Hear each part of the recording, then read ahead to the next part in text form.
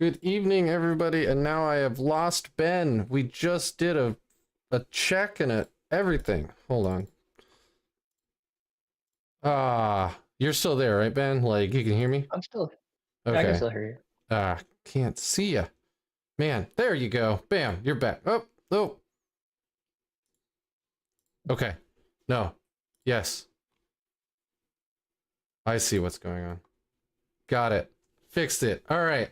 Hello, everybody. This is the level of professionalism you can expect from a normal NoobHammer cast. I'm back with Ben Greenlay. He took a pretty interesting list. Yes, there are Dread Knights in it. Surprise. It's our best shooting unit, but there's some also other like very cool stuff. I see my chat box is actively working. That gives me hope. But Ben took the Warpbane Taskforce to a GT. How many players? Was it 36? 40? 36 players. 36 players. And came in second place, 4-1. Narrowly missing out on the second, or the last game, right? Or, Oh, yes. It was a close game at the end there. yeah. So, I mean, pretty much best thing you could possibly ask for. You want to get into it here? I'm excited. I think you've got some cool tech in here. Yeah. Grotmas came around. We got one of the good ones. There's no shortage of good detachments. Like I keep hearing people churning up new and exciting things from the Grotmas detachment, but I'm happy that we got something exciting. It's a very different way of playing Grey Knights. And there's just so many possible builds you can do. There's all sorts of different things you can try. People are still innovating, so it's an exciting time to be playing Grey Knights again. It is. Little glass cannony. We have no defensive strats, not really. Yeah, not really. We have one that's not great, except in super niche scenarios. But yeah, all right, man. Well, how was the event? So the event was very good. This was put on by the Trident Gaming Group, which is they do phenomenal events in the city, very high quality stuff. They've got good prize support, very knowledgeable people, and it usually brings out some of the best players in town.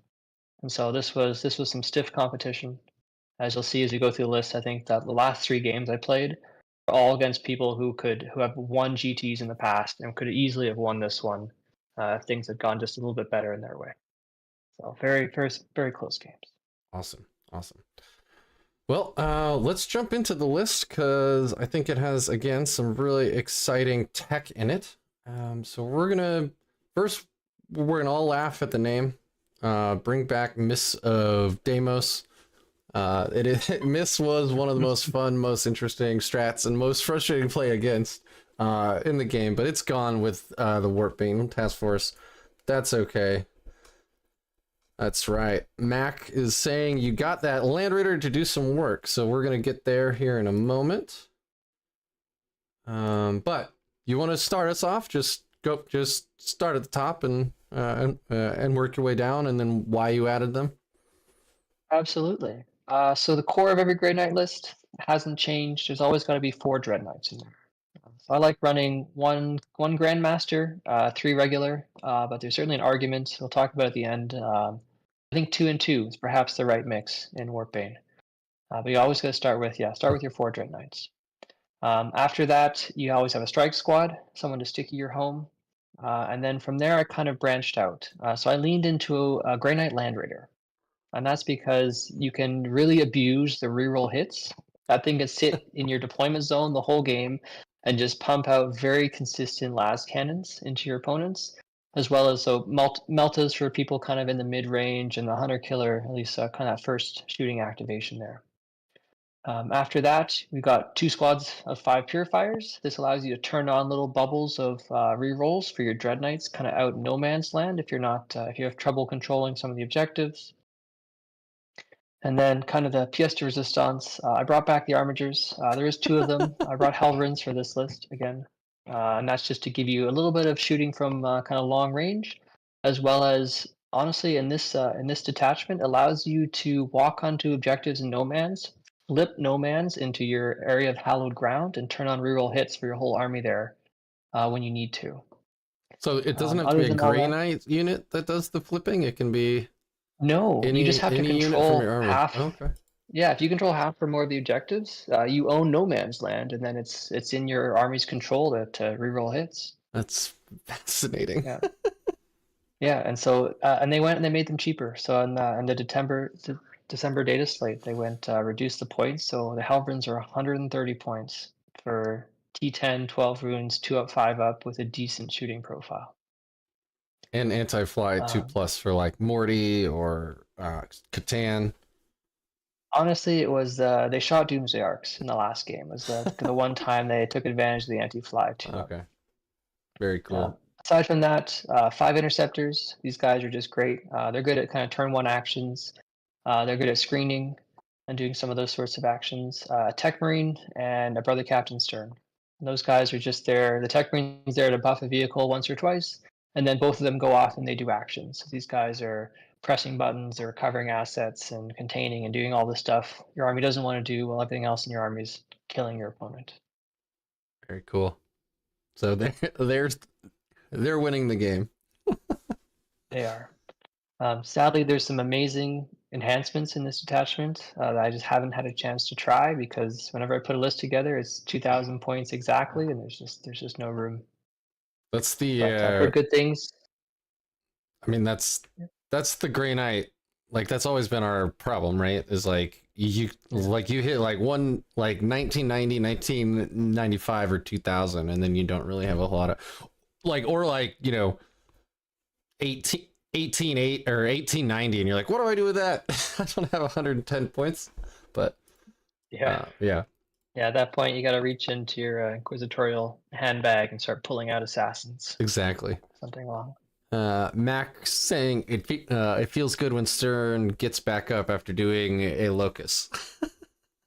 Oh, definitely. Like you don't need all you have to do is tell your opponents like that Stern, he gets up on a 2-up and they won't even shoot at him. They'll just ignore him. He'll go off and do all his objectives. Yeah, it's a 2-up, 4-up, 6 wounds. Probably has cover. Yeah. People will just be like, forget it. Because that means that they have to use something with actual potential to kill him, and then hopefully activate again. But all right. And often they have to take that, they have to drag that into the corner of the map where Stern's off there, Yeah. The Southwind Locust is behind enemy lines in the corner, and they got to drag something useful over there. I once had Stern get tied up for 3 rounds by some grots. That was pretty funny. Because he couldn't kill enough of them. There's 20 of them. Yeah, that would take a while. Yeah. So the Grandmaster in Nemesis Dread Knight, I know, I'm a mid table player at best. You have to rapid ingress him, right? There's just no other way to reliably move him up the board on GW terrain without a Doomsday Arc just wiping him off the board or something. Yeah, honestly, for most of my games, he and the 2 squads of Purifiers were in reserves.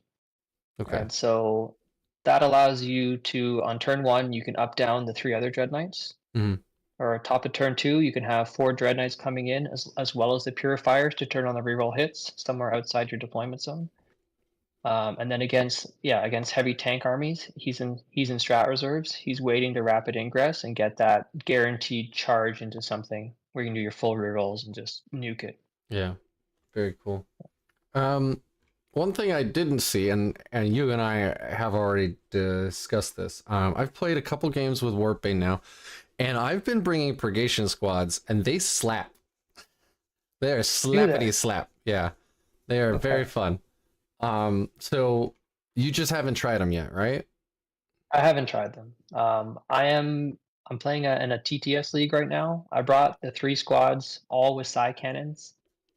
I want to see it. I want to witness it. Cause you kind of math hammer it away, and you're like, well, they're not good into tanks. No. They're good into elite infantry, but Grey Knights are good into elite infantry. I've never struggled to kill 8-bound because that's just the perfect profile for shooting heavy psi cannons at. Yeah. And so I'm wondering if they just do what Grey Knights already does, but more, if that's needed or not. I watched a after event review of, I think it was one of the 6++ guys who took Grey Knights, and he took 3 Purgation Squads, one of them with silencers, and he said that one did more work because like they're amazing into 1 wound infantry, like Sisters, into Aeldari, you know, Drukhari, anything like that with the 1 wound guard, obviously. And he says with all the reroll hits and sustained, you know, you get like 24 shots from 4 guys out of line of sight, hitting on 4s, re-rolling, but with sustain. So you pretty much end up with like 22 hits or 20 hits.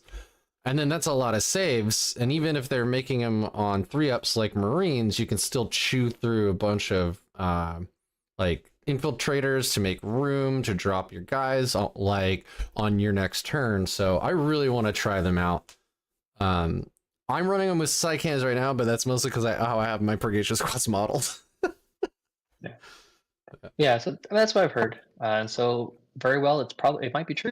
I have not experienced it, and also my only have I think 1 Purgation Squad in my army, and so it's all also equipped with Psy cannons. So I gotta build a few more of those. Nice. Speaking of, I actually was looking at a Facebook discussion about your list because you were featured on Specs Tactics, and some folks were wondering like saying that's a lot of incinerators for an army that gets full rerolls to hit now. And I responded with, I'm pretty sure it's because that's how he has them modeled, but I'll go ahead and ask. So were the incinerators, were those tech choices on purpose, or is that just how things are modeled?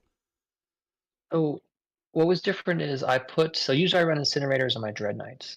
This time I switched them to silencers because with the reroll hits, you just get so many more hits out of them. Yeah.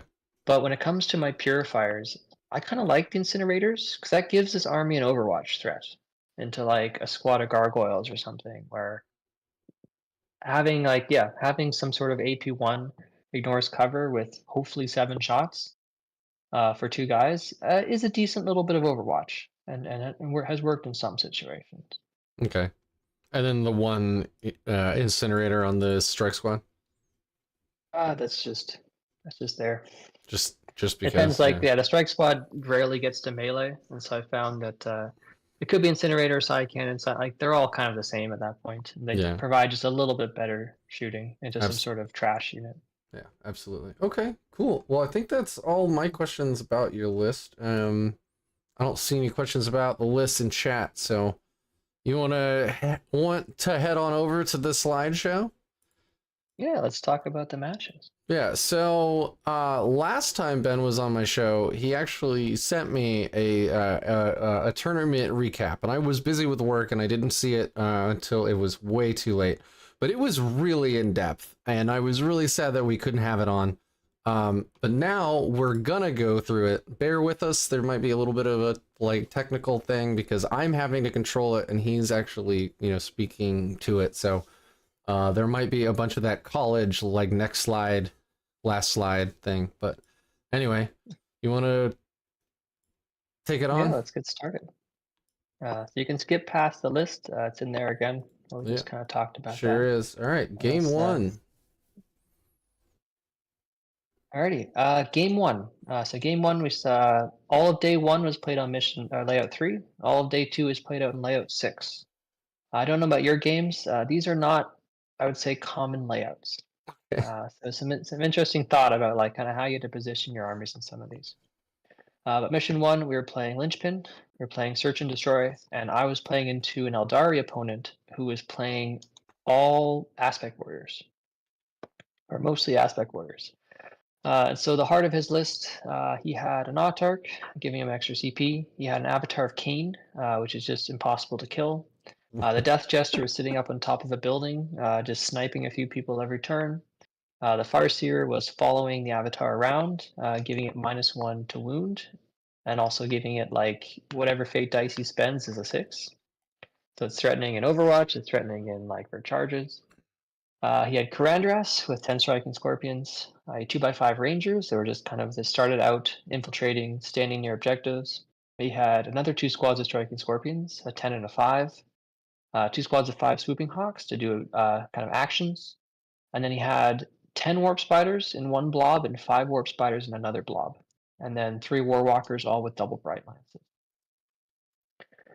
So I wasn't quite sure what to make of this. I know Grey Knights are all the aspect warriors are it's very good for Grey Knights. Aeldari is usually a very good matchup. And so I Yeah. had no sort of worries about picking up all those units, but I never fought a 10-man squad of warp spiders before. And there's a frightening amount of devastating wound output from that, both in shooting and then again in Overwatch. I think like on average it should put out like 8 or 10 devastating wounds whenever you fire that. It's pretty That's it? terrifying. I don't know, Where's just 8 Drago, or 10. Yeah, I saw that. Yeah, he's not in this list. I wish he Not in was. this list, yeah. So this deployment, so I was in the bottom left-hand corner. So for this list, as I said before, I put the Grandmaster and both squads of Purifiers in reserve and put basically everything else on the board. And my opponent started by very aggressively deploying his Warwalkers kind of up top behind that kind of big piece of ruin there. All right. And with that, they have Scout 9, I believe. And so from there, he can either push aggressively left towards my natural expansion, or he could be very easily in the middle of the board. And that made me quite nervous because, Warwalkers plus Fate Dice with 6s can easily kind of blow up Dread Knights. So I think I deployed with 2 Dread Knights and an Armiger behind my building, like in the far, like hiding off in the corner. I put the Land Raider up front and just kind of resigned myself that if he shoots at me, I'm popping smoke.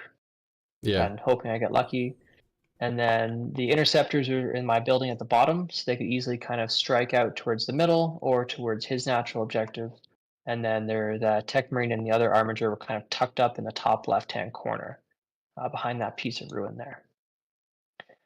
And so with that, I rolled to go first, which was interesting. And so he scouted his Warwalkers up.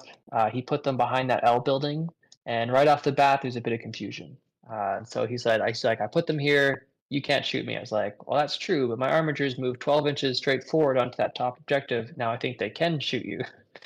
Yeah. So I put myself in a situation where I put an Armiger and a Dread Knight out there, and then wasn't able to shoot him because he kind of scooched his guys back, and then turned around on his turn and they got obliterated by his Warwalkers. So round 1 of a GT, I'm down like 300-400 points in my army and not feeling great. But the way this kind of map played out was he committed 3 Warwalkers in the Avatar towards the top objective, and then he left all his aspect warriors behind that piece of terrain in the middle of the board and kind of staged towards his bottom objective. And so after his bottom of 1, he picked up a Helverin and a Dread Knight. And then from range, I was able to, with 2 other Dread Knights and a Land Raider, I was able to pick up all 3 Warwalkers and damage the Avatar on kind of the crackback. And then I just abandoned that flank and moved and fought in the bottom right-hand corner of the board and just started killing aspect warriors. And so the Purifiers do a great job, especially the Flamers. They pick them up very easily. The Interceptors, turn 1, kind of popped out 12 inches, blew up some Rangers, and then hid behind that small piece of terrain in the bottom right there.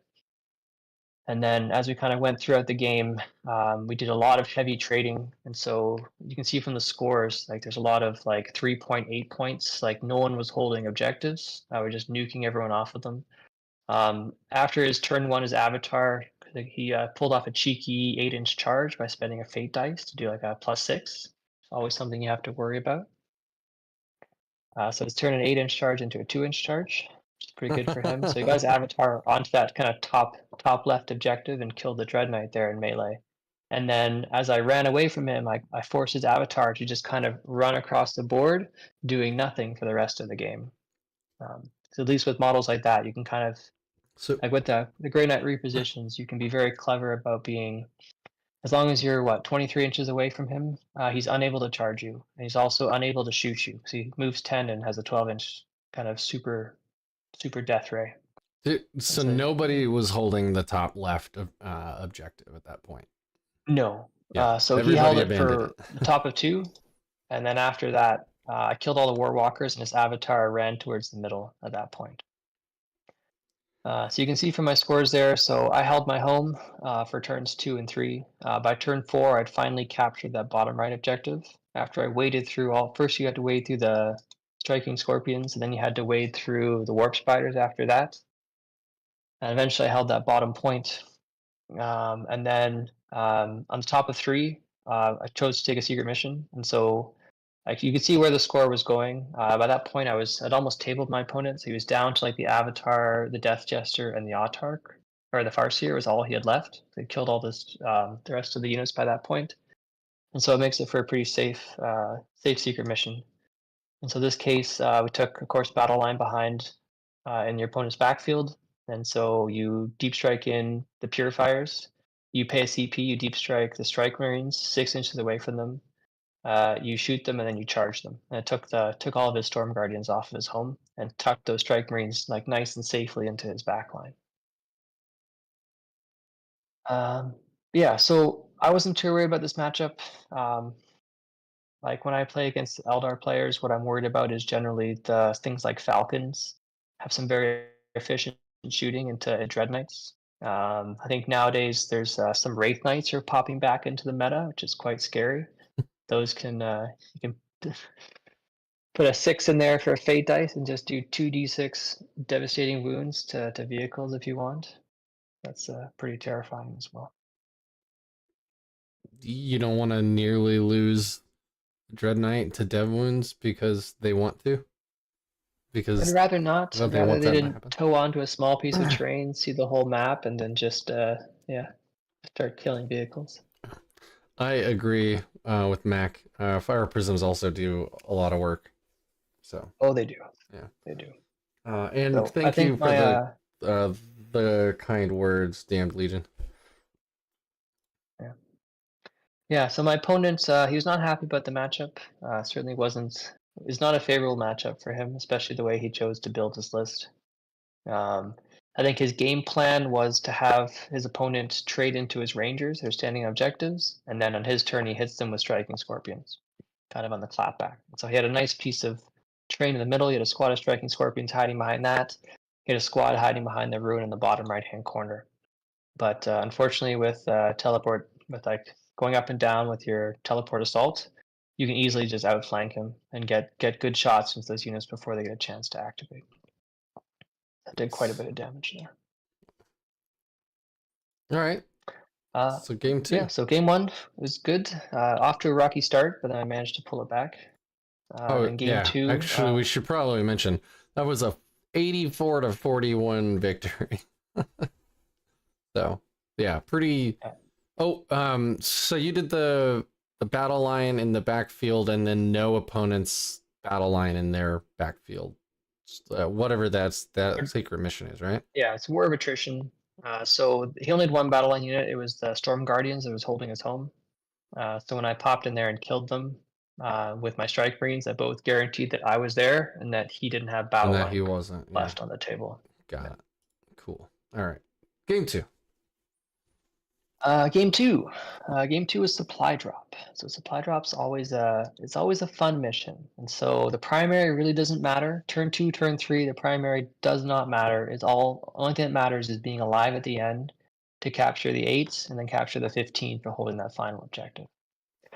I was playing the new World Eater detachment, which is spicy, we'll say that. I know there's a lot of haters online, but it is very strong, being able to guarantee 3 units having advance and charge every turn. I think Quite they're strong. only salty because they all went and spent like $170 on Angron, and he's not good in this detachment. Or he gets Yeah, the least very out true. of it, I guess I should say. He does. He does. Yeah, I think Angron's an interesting model just in general. It's like he is overcosted for what 1 life is worth, but if you have 5 Angrons, he's grossly Pretty cheap. undercosted. Yeah, And yeah. so I think they've kind of put his points that were like, if you get 2 Angrons in a game, you're feeling pretty good about having him there. Yeah. But no, I appreciate there's a new detachment. You do not have to play Angron. Arguably, you probably shouldn't because the chances of him coming back is just you have 5 blood dice roll. He's not dead on turn 1 usually, so honestly you have 4 chances to bring him back in an average game instead of having something like 10 or 12 activations in the other detachment when you're constantly killing units and triggering blood dice roll. So my opponent leaned into Corn Berserkers and 8-bound, which is kind of what this detachment's built around. So he had Karn the Betrayer leading 10 Berserkers, and Lord Invocatus just alone giving a few units Scout. He had a Demon Prince he was trying out with a new Arch Slaughterer. This is +1 AP and +1 damage if it's a Vessel of Wrath, if I'm not mistaken. So it gives them damage 3 swings. I can't believe Karn is 100 points. Guaranteed fight on death, like he's not bad. He is very, very good at killing 3 wound infantry, but that's about kind of all he does. Hmm. He had the usual Master of Executions, fight first with 10 other Berserkers. He had 10 Jackals that sat on his home, 2x3 8-bound, 3 Exalted 8-bound, 6 Exalted 8-bound, and then 2 squads of Spawn and a Forge Fiend. I don't even know what the Spawn are. They just kind of stand on objectives. They have a mediocre amount of shooting or a mediocre amount of melee attacks. They're not particularly hard to kill. It's like 4 up invuln, or no, there's no invuln. Oh, are these Chaos Spawn? Yeah. No, they're World Eater Spawn. Oh, okay. So there's something. Okay. Yeah, I don't think I've ever seen one. They're demons, but they're in the World Eater rules. They have I think their specialty. They have a Feel No Pain and they have sustained hits, I think. Huh. But yeah. And then a Forge Fiend, which in this detachment doesn't get the lethal hits or the sustained hits, but I guess it's still a bunch of plasma shots, so not bad. Yeah, I think his goal behind the Forge Fiend was perhaps to use it to clear up a screen. So some armies that would screen out his charges, you can blow them up with a Forge Fiend, and then his units are free to charge into whatever is behind it. I think was the thought there. But for the deployment, we were playing, it's not quite Hot Dog, but it is Sweeping Engagement. And so it's not a great way to play World Eaters. If you do a little math, you can see from their deployment zone, they can reach like 20, 30 inches across the board. Yeah. And so it's not surprising that every one of my units was touching the back of touching my deployment edge at the start of my deployment. Because otherwise, if he went first. Yeah, this is like playing 9th edition orcs in the same layout. You like tuck in as far as possible. Yeah. So he deployed on the line. He put 10 Berserkers in Karn, kind of the very middle, at that L, staring at the middle objective. He put 10 Berserkers and the Master of Executions a little bit to the right, staring at what became objective number 5. He had his Lord Invocatus and his Demon Prince like sandwiched in between there. He had some 8-bound hiding on his home objective behind the wall. He had some 8-bound on the left-hand side to go threaten the left objective. And then he left 6 Exalted 8-bound in Deep Strike. He also put the Forge Fiend kind of up in the top left-hand corner. It was an interesting choice there. On my side, the Land Raider stood in my home because he had no shooting to speak of, so he was kind of safe there. I put the interceptors in that kind of central building at the bottom. At least on the left-hand side, you can be an inch away from the wall and block it there. On the right-hand side, he could fit a few people in, should he choose to charge into me. I think I put both Purifier squads in reserve and 1 Dread Knight in reserve as well. I wasn't the Grandmaster. He started on the board this time. So there's like no vehicles to charge into. So and as I said, basically the rest of my units are like snug against my board edge and just kind of waiting to see what would happen. Yeah, and hoping you go second. Actually, I was hoping I went first, and I did. If I go second, he gets turn 1 charges into me. Even touching my board edge, he can reach you on this deployment turn 1. He can get there. That's so gross. I know. Yeah, so we roll the dice. Is it like he can get there guaranteed, or is it like he can get there with like a 7-inch charge, which, re-rolling a charge is pretty guaranteed. Yeah, a combination of an advance and charge would have to add up to like a 12 or a 13. And so it's like if he gets a 6 on an advance, it's a 7-inch charge. If he gets a 4 in advance, it becomes a 9-inch charge. Okay. So it's not guaranteed, but with enough units, like I think turn 1 he would have had at least 3 units are vessels. So he'd have the 2 Berserker units and a squad of 8-bound would have guaranteed advance and charge. Right. Yeah. And then I mean, we do have the new stratagem for the -2 to charge, but We do. yeah. So I had that in mind. So like from turn 2 onwards, my screening units became the purifiers who came in out of deep strike. And so they would stand in front. You put a generous amount of space between them and anything else. There's no like charging them and piling into something else. And then should the need arise, you have that stratagem -2 to charge. Yeah, because they're always in their own hallowed ground, right? They are always in their own area. Yes. Yeah. I won the roll off for turn 1, which I was actually okay with because his whole army was like in the open. He rolls his blood dice. He takes feel no pain, sustained hits, and he puts advance and charge and the 2 berserker units in a squad of 8 bound. Surprise. And then from where I was like, so I was hiding some dread knights behind that central piece of ruin. I had a dread knight in the bottom right hand corner. I had the land raider kind of on my home. And so from there, at that point, you can poke everything out. I took the 5 interceptors and basically moved them 12 inches out and made the longest line I could string between the central objective and the objective on the bottom right. Just made a giant kind of roadblock there where it's like I get to shoot him, he gets to hit my interceptors turn 2, I get to shoot him again, top of turn 2, and just get 2 rounds of shooting before he starts hitting important targets. Poor interceptors. I mean, they know what their job is. They're there to sacrifice for the greater good. So you were stringing out between the two, but not touching either objective.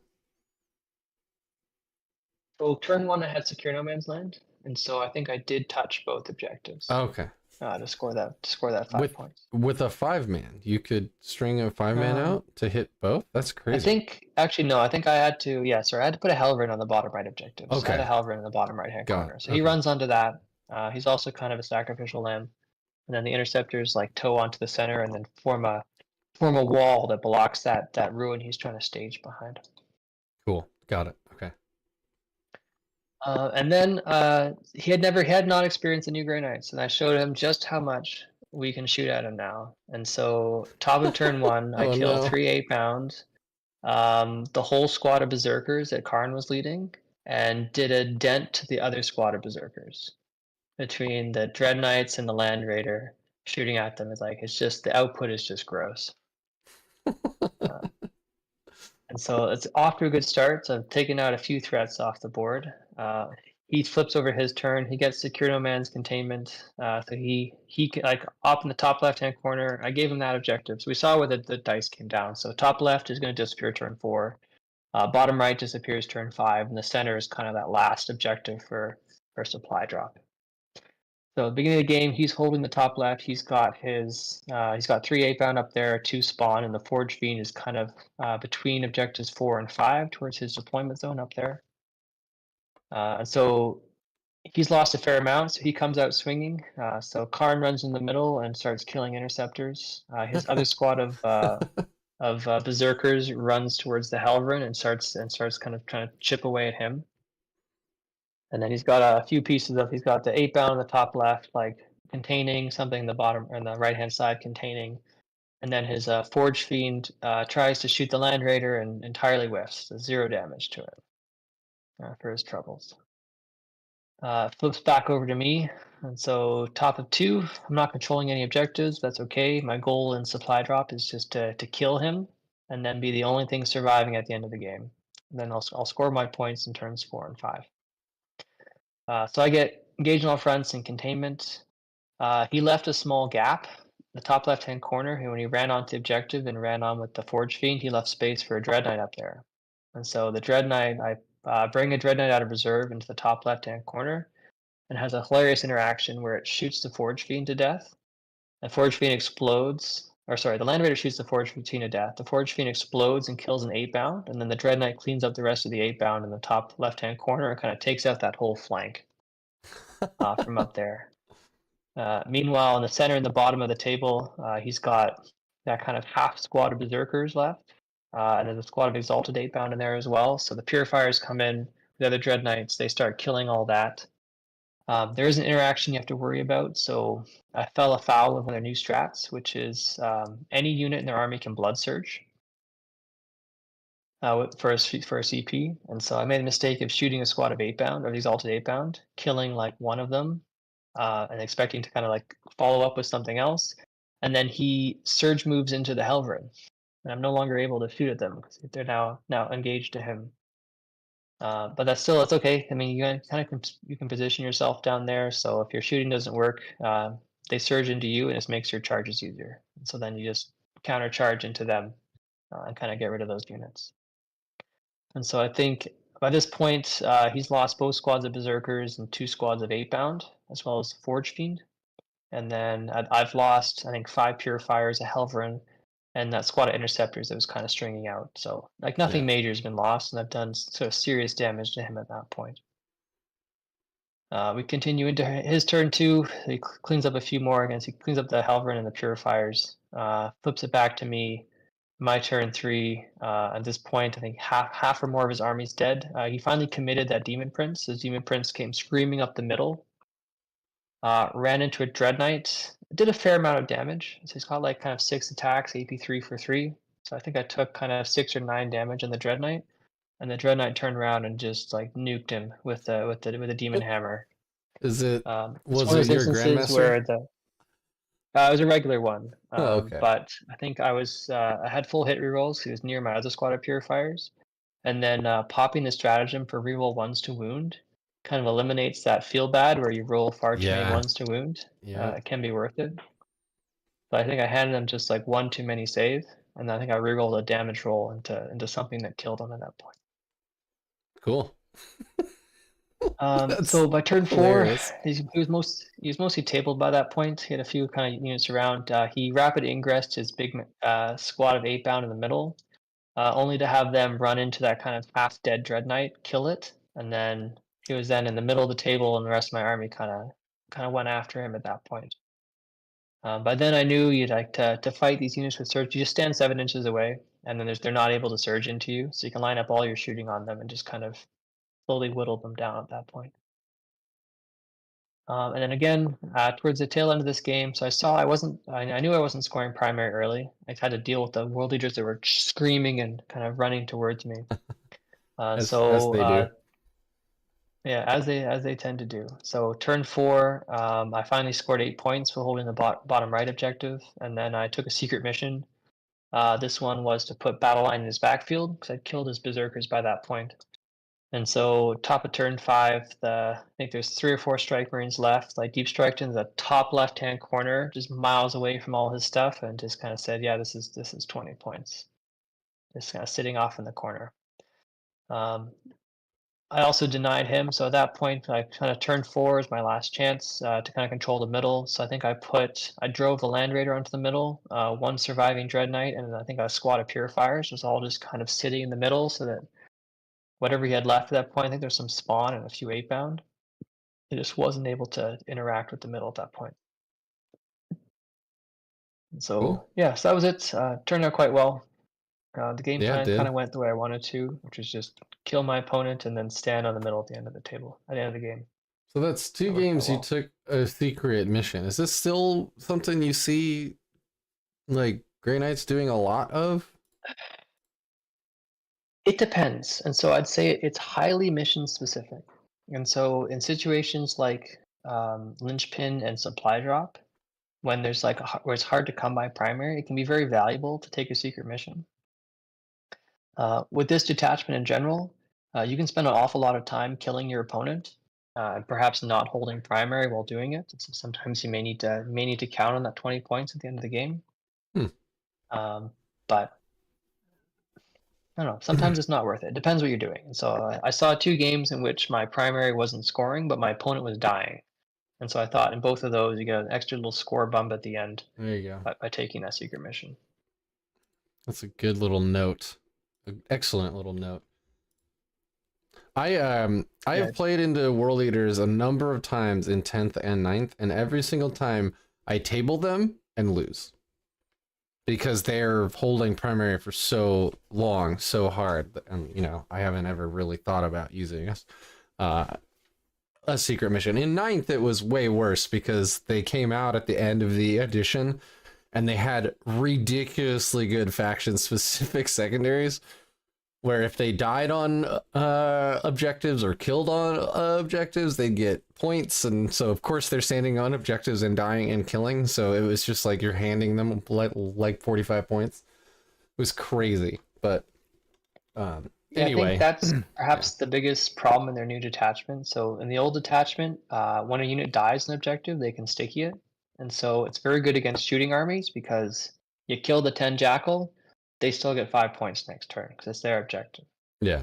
In this new detachment, they have to kill a model on objective to then sticky it. And so at that point, it's a lot harder to trigger that. And then generally, like it's all happening in melee, so you're already on that objective anyway. So it's not necessarily going to guarantee them and scoring anything. Yeah. Damn Legion says he knows how that feels with his Chaos Knights into Sisters. Chaos Knights. I find that interesting because that was my round 3. Whenever I play into Knights players, like both Imperial and Chaos, some of the best ways for them to play is to just storm the board. Like their OC and their movement is just ridiculous. That you can just stand on all the objectives, and usually your opponent's the one who's not scoring any primary. I know Sisters are special. Sisters are pack just one too many meltas. They're That maybe special. you don't feel safe standing on objectives, but most of the time you should have a good time out there. All right. So Game round 3. 3. Round 3 was Chaos Knights may have gotten new rules, but the old detachment's still better. In the old detachment, the big knights are still terrible, and so the best way to run it is still by running either 12 or 13 war dogs. It's just the best way to run that. Yeah.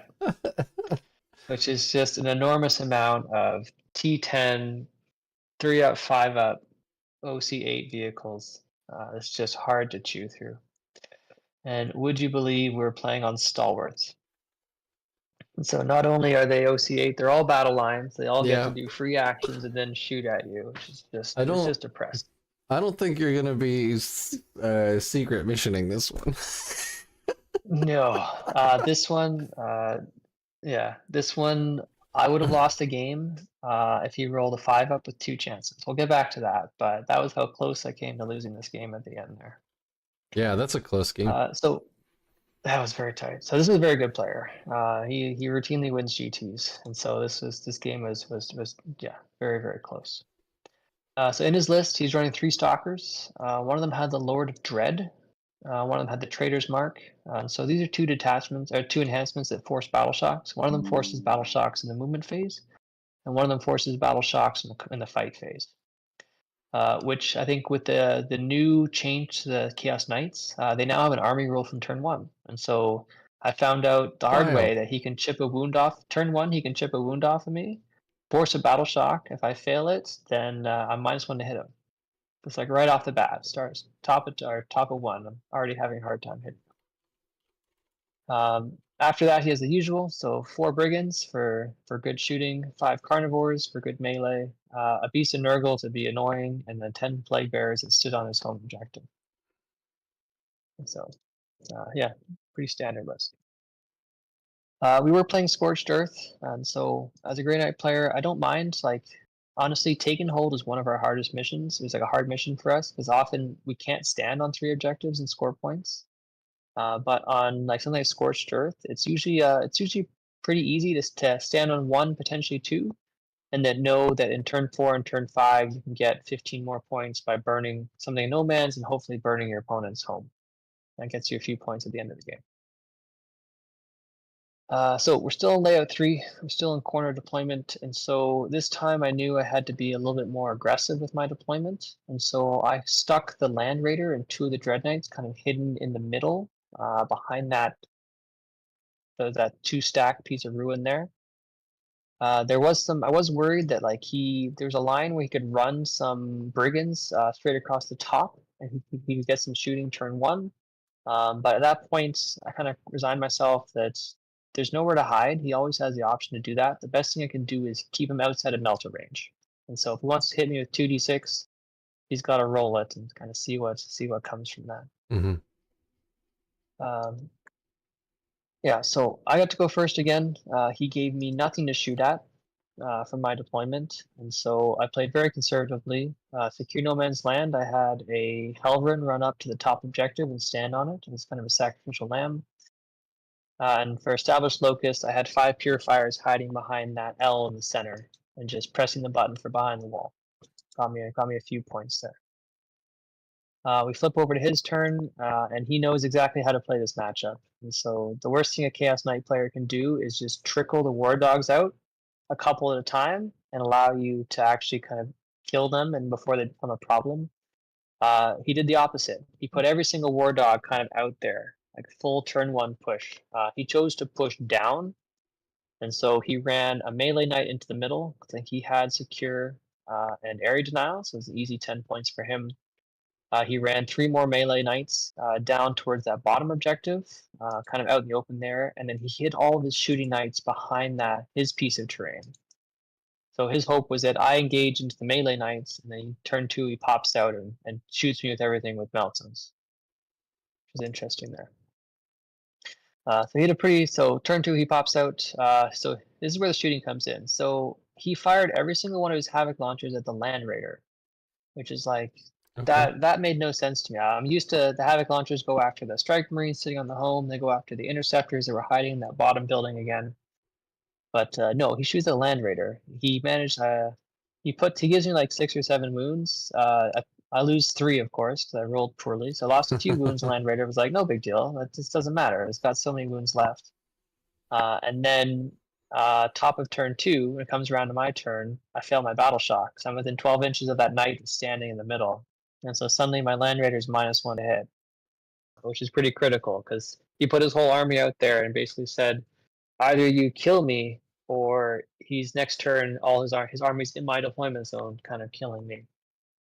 And so I had kind of a goal for that turn. So I left, for this deployment, I think I left 2 Dread Knights in Deep Strike, as well as a squad of Purifiers. And so the idea was like I couldn't hide for him, so I wanted to have kind of a turn 2 punch.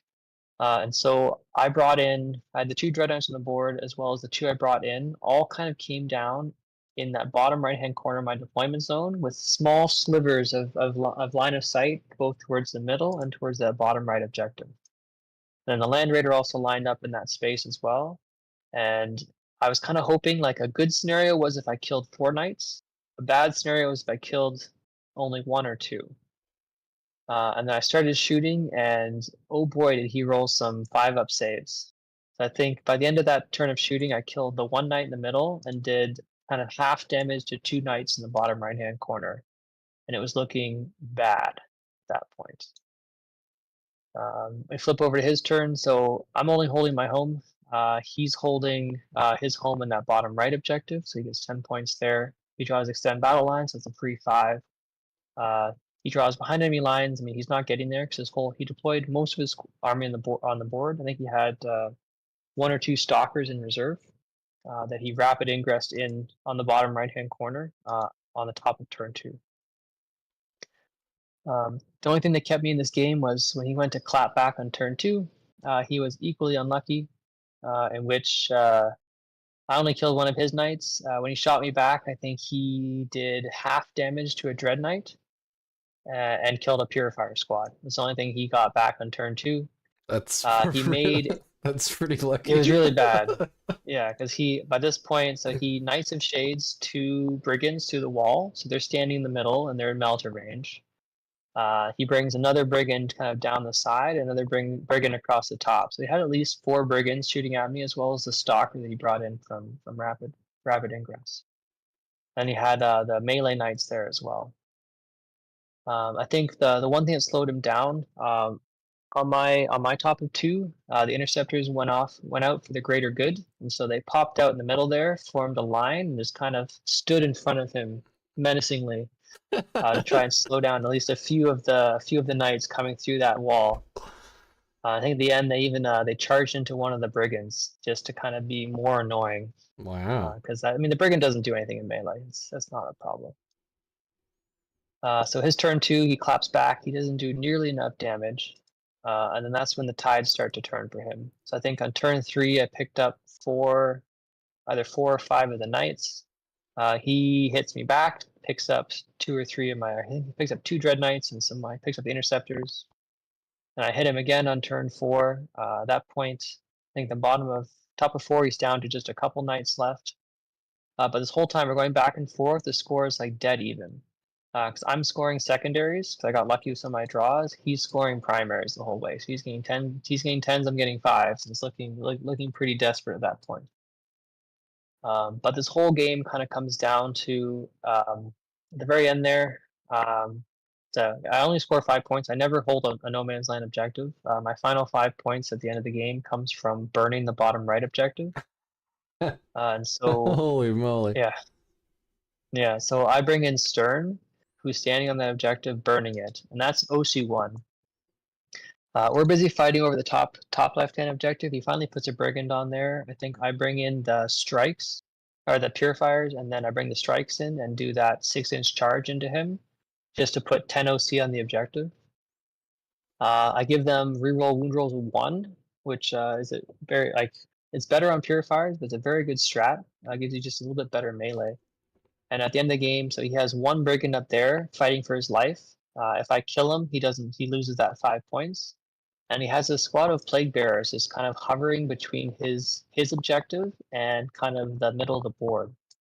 And he found himself in a position where if he rolls an advance roll of 5 inches or more, it puts 1 plague bearer in the bottom right objective and stops me from burning it. Because they're OC2 and Stern's OC1. Mm-hmm.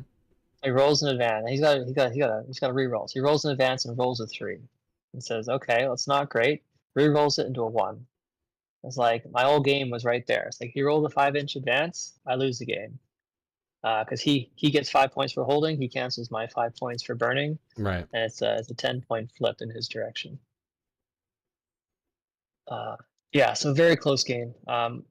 I hate playing into Chaos Knights. They're just so strong. The best thing the best outcome you can kind of hope for from a Grey Knight player is that each of your Dread Knights kills 1 in shooting and kills 1 in melee. If you can do that, you can trade your 4 Dread Knights for kind of 8 of his, and usually you're in a decent spot by that point. But as I said earlier, he went full threat overload and just kind of pinned me in my home. And I think had his turn 2 gone a little bit better, it would have been all over. Tommy says it's a game of inches. Oh, it is. Absolutely. That's wild, man. So this is the end of day 1. You're undefeated. How are you feeling? I am. End of day 1.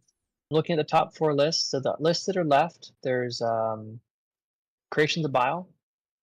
There's the Skyshatter Necrons, and there is Vanguard Ultramarines. The 4 lists left there.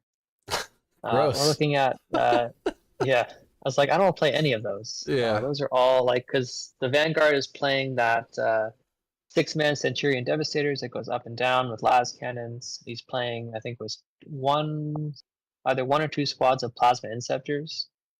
And then he's got Calgar and friends. He's got it's just a whole bunch of stuff. And it's at least for the old Grey Knights, if you give us -1 to hit, it feels very bad for us. The rerolls makes it a little bit more palatable.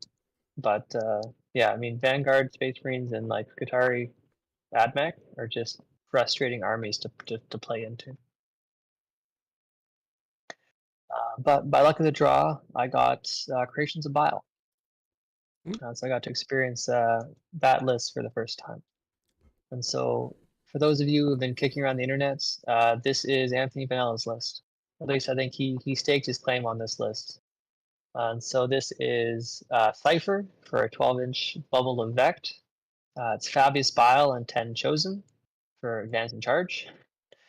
It's a Chaos Lord with one of the most broken enhancements in the game, Prime Test Subject.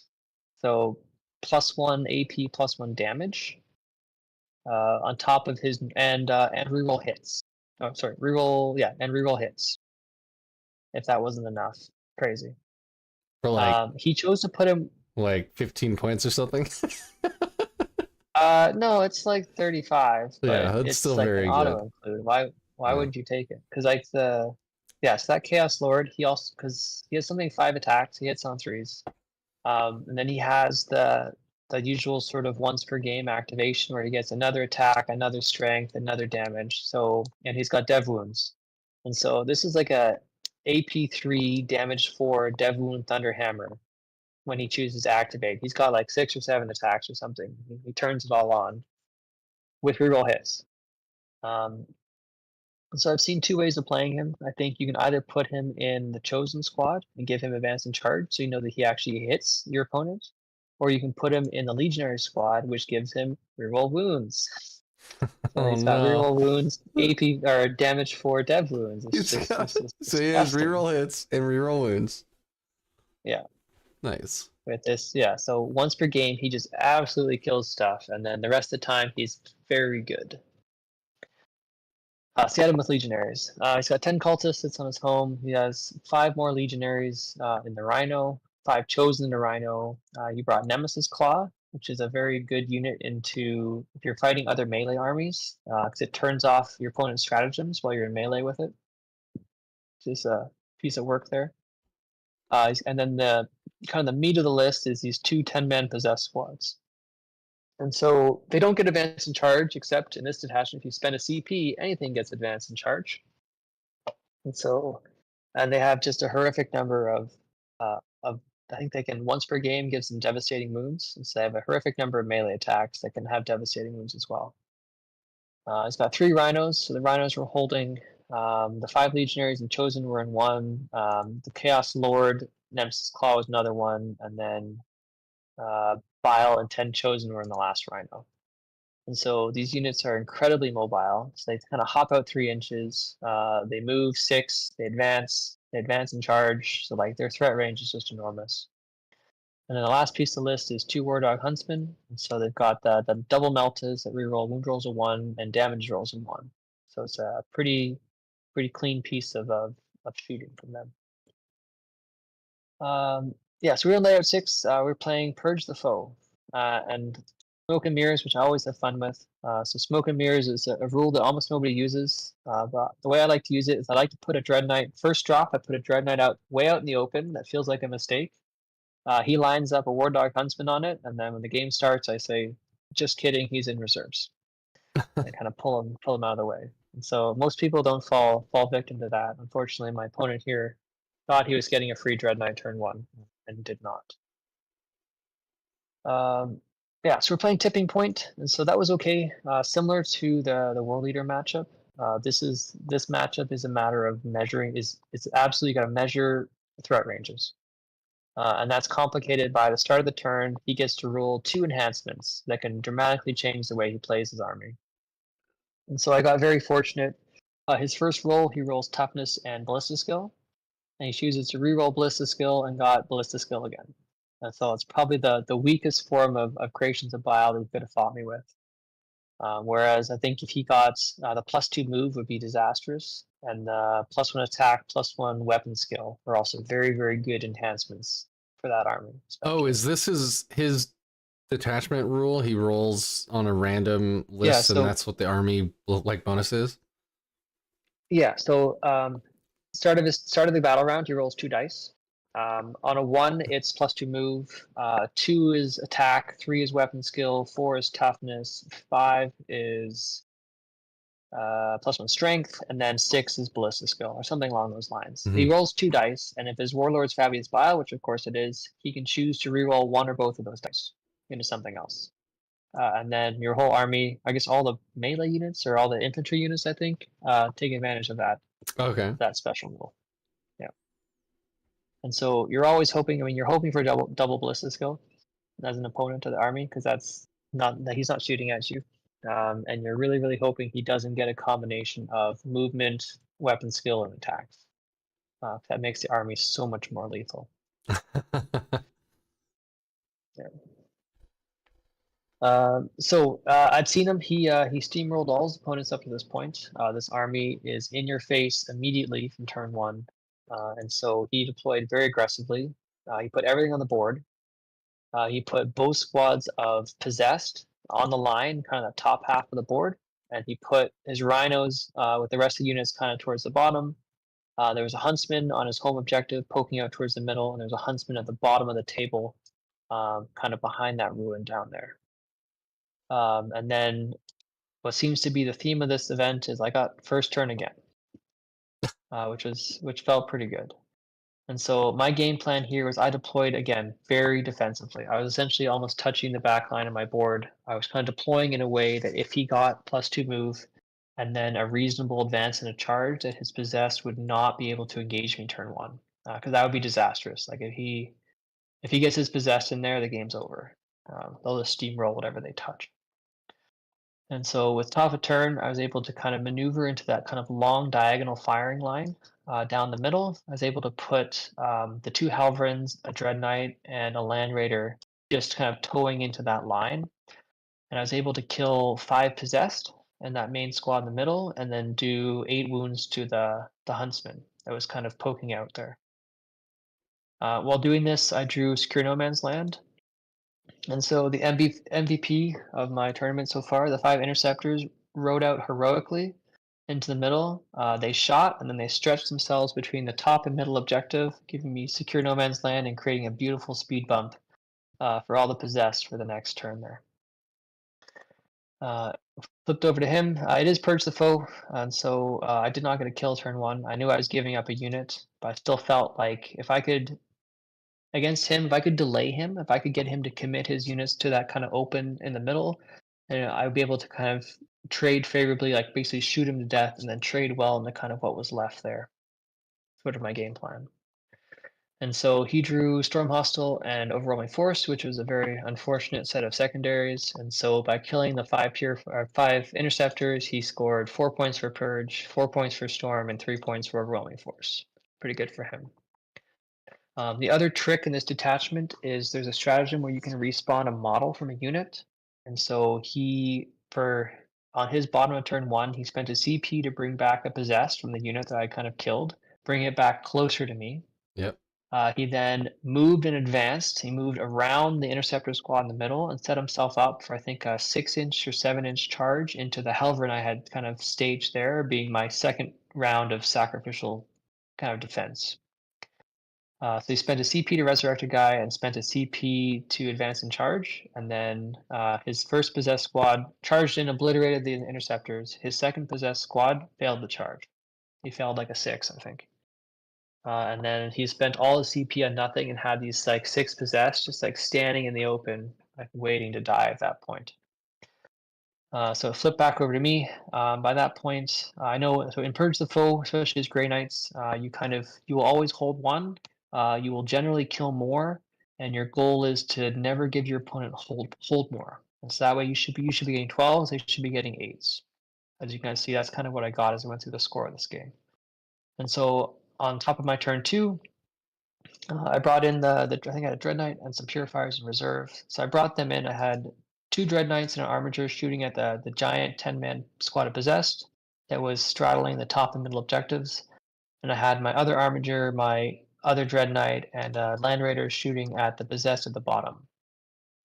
He had gotten greedy. He had left the Hunts. He had tried to take shots with the Huntsman, who was bracketed at that point. And so his Huntsman shot 2 meltas into my Armiger, whiffed, did no damage. And that gave my Land Raider one more chance to kind of clean him up on the clapback there. And so in retaliation on turn 2, I killed both 10-man squads of Possessed, a Huntsman, and then did some chip damage to the Rhinos. And so I think at that point, that was like almost half his army was dead at that point. He's looking pretty grim for him. That being said, so I think throughout turns 2 and 3, even when the Possessed are dead, his army is not dead. So at that point, everything kind of spilled out of the Rhinos, and that's when the Bile and 10 Chosen advance and charge, or 10 Chosen advance and charge at you. 5 more Chosen advance and charge in a different direction. And then I'd brought a Dread Knight into his backfield to threaten the guys standing on his home, and actually got him to turn his that Chaos Lord with the Super Hammer, turned around and ran back into his deployment zone to kill the Grandmaster sitting back there. And so he did kill him. He did exactly what he was supposed to do. I think he handed me like 12 dev wounds and a couple saves at AP4, and just kind of killed the Dread Knight in a single activation.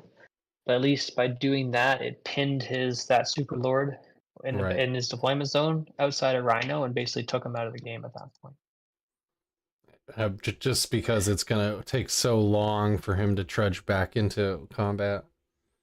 Yeah, because like he only moves 6.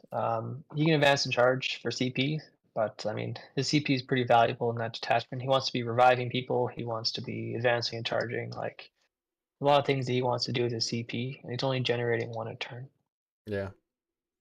That's Yeah, so as we moved through the game, I was consistently scoring hold and kill more, and he was scoring only hold and only a single kill.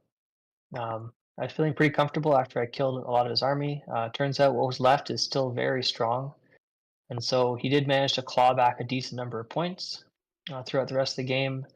But again, by the time we got to turn 4, turn 5, he was essentially tabled at that point. I was able to score some pretty good cards. I think I missed my secondaries turn 4. I was busy killing him, but then turn 5, I kind of picked up the last few points with area denial, engaging all friends, and both kill more and hold more at the end of that game. So Creations of Bile is very good. But similar to World Eaters, if you're able to kind of measure your engagement, measure his threat ranges, and then account for, at least in your deployment, account for the fact that he might have that extra +2 move, you're able to shoot at him before he has a chance to charge into you. And then a few extra units, so the interceptors and perhaps the purifiers, those become your kind of screening units. And in this matchup, you want to keep your Dread Knights alive because he's a lot of T3 elite infantry, and those are the perfect targets for yeah. Dread Knights. And this is Chaos Space Marines, so they still have Dark Pact, right? They do. Yeah. And so it is all those terrifying. I think the Possessed has 4 attacks each, hitting on 3s with sustained hits. And then what's terrifying is it can be, so it's 10 of them, so it's 40 attacks. He could easily have 50 attacks hitting on 2s if he rolls correctly with the sustained Correctly. hits. And he turns on the once per game devastating wounds. Like you cannot let this army touch you in melee, or you're just gonna lose. That's insane. No ability to like re-roll the dark packs and stuff, right? Like you just The legionaries can. Since the legionaries are holding a banner, you can reroll dark packs in there. So was he taking a lot of like mortal wounds from bad dark pacts, or like? He took a few, not too many. So like his only shooting, so his war dogs, obviously they're not rolling dark packs. He had las cannons in all his legionary units, so they did a couple rerolls. I think he took like 1 wound in mortal wounds, like 1 dev wound from failing a dark pact in a legionary squad. But in general, like no, he's not failing them. Yeah. And like yeah. It is wild to me that still works if it fails. You know, it's like they just take mortal wounds, but they still get the bonus. I don't know. Yeah, I think. I mean, look at like our without it, look at our librarians, right? they just kill themselves on a 1. But yeah, you'll notice the theme of, I guess, what I like about Warpbane is that it's consistent. And so some of the commenters online were probably right. Why am I running Flamers? And so I took the Librarians out of my list because they're inconsistent. And they often tend to deal more wounds themselves than the opponents. Taking the Flamers off the Dread Knights feels really good because instead of getting, like, agreed. you hope to get seven shots, strength 6, AP 1 for 1. But sometimes you get 3, sometimes you get 4. Now with 12 shots, rerolling hits, you're often getting 14 hits pretty consistently, or 12 to 14 hits out of your Dread Knights. So that feels really good in this new detachment. Agreed. Yeah. Rerolling ones professional. Okay, you always reroll 1s, no matter what zone you're in. At least you get a second chance at those. That's not a rerollable one though. The librarian? Oh, that one. No. Yeah. No, I think that's librarian, what if you roll he's. 1, you just take it. Yeah. Yeah. It's not a shooting attack. No. Wild. All right. So, I mean, 89-52, right? Yeah. No, like I put the hammer at him top of turn 2 when he lost all his possessed. That was pretty devastating. He managed to claw back, but at that point he was just too far behind, especially in Purge the Foe. Yeah. Man, that's always so tricky. Like, you know, you don't want to kill too much because you still want to kill more, but you need to kill enough Oh, to not get killed. I've made that mistake before where it's just like often in Purge the Foe, you get these opportunities to just like, oh, I can also pick up those 3 Zangor or that cultist unit. Like you sometimes need to restrain yourself. Like it can be better to not kill that to give yourself an opportunity next turn to score those kill points. Yeah. There's nothing worse than like turns 1, 2, 3, you get 3 kills, they get 1, but then turns 4, 5, and 6, they get 2. Do they get 3 to your 2 or like 2 to your 1 because you just run out of things to kill at that point. All right. So game 6 Yeah. or game 5, I'm sorry. Yeah. This So is that was it. So I yeah. was next door. I Oh, was watching the Ultramarines and the start and the Necrons go at it, and the Necrons won. That new detachment is very powerful. But what's interesting, I think it's not as strong as it was kind of initially put out there. I know I heard a lot of like doom like naysayers when it first came out saying that this detachment's unkillable. Um, I would say that at least in the data, it's good. It's not amazing. It's not this behemoth it was thought to be. it's not Eldari at the start of the edition. No, it's not that good.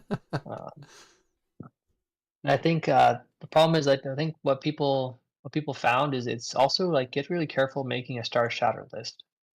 So the thing I've heard the most is that it's you can just be too greedy with it, and so you can take the Silent King and 3 Doomsday arcs, and you can take a giant blob of kind of like of destroyers. You can have the most shooting output possible, but then at that point you have nothing left to stand to do secondaries. You have nothing to sit on your home and hold stuff, and so I think like perhaps what I've seen so far has been the most aggressive, like the most greedy Necron list. This one's quite well balanced. So the guy who put this together put a lot of thought into it, and I think there's perhaps a meta is going to show up where you have to take just a little bit less. You're still very good on shooting, but you have to put a few more of those kind of action pieces in there to make a well-rounded list. Also, you know, a lot of the rules trigger off of like being on objectives, but like a lot of They do, their yeah. yeah, So yeah, yeah, like if you just don't stand it, like it's kind of like playing against like certain GSC builds or playing against Thousand Suns. If you're playing a Star Shatter, don't stand on an objective unless you have to be there. And so taking units that can like sticky objectives and then walk off of them, or like just towing an objective behind a wall, is absolutely something you should do. Like you should not like don't put 4 units on an objective if they don't have to be there because you're just giving him +1 to hit, and then there's stratagems to like reroll wounds and things like that as well. yeah. The good news is if they do take a lot of those Doomsday arcs, they're kind of hard to move around the board too because they're so like ungangly and long. But Yeah. Well, I yeah, think this detachment gives them legs, and so this detachment gives them assault. This detachment gives them 1 CP move through walls. So it certainly gives them it makes them more mobile than they used to be. yeah. So makes them more Did, playable. uh, Uh, do you see a lot of like turn sideways, spend CP, move through a ruin? so they float through it honestly, like, sideways. um, honestly, I think he started.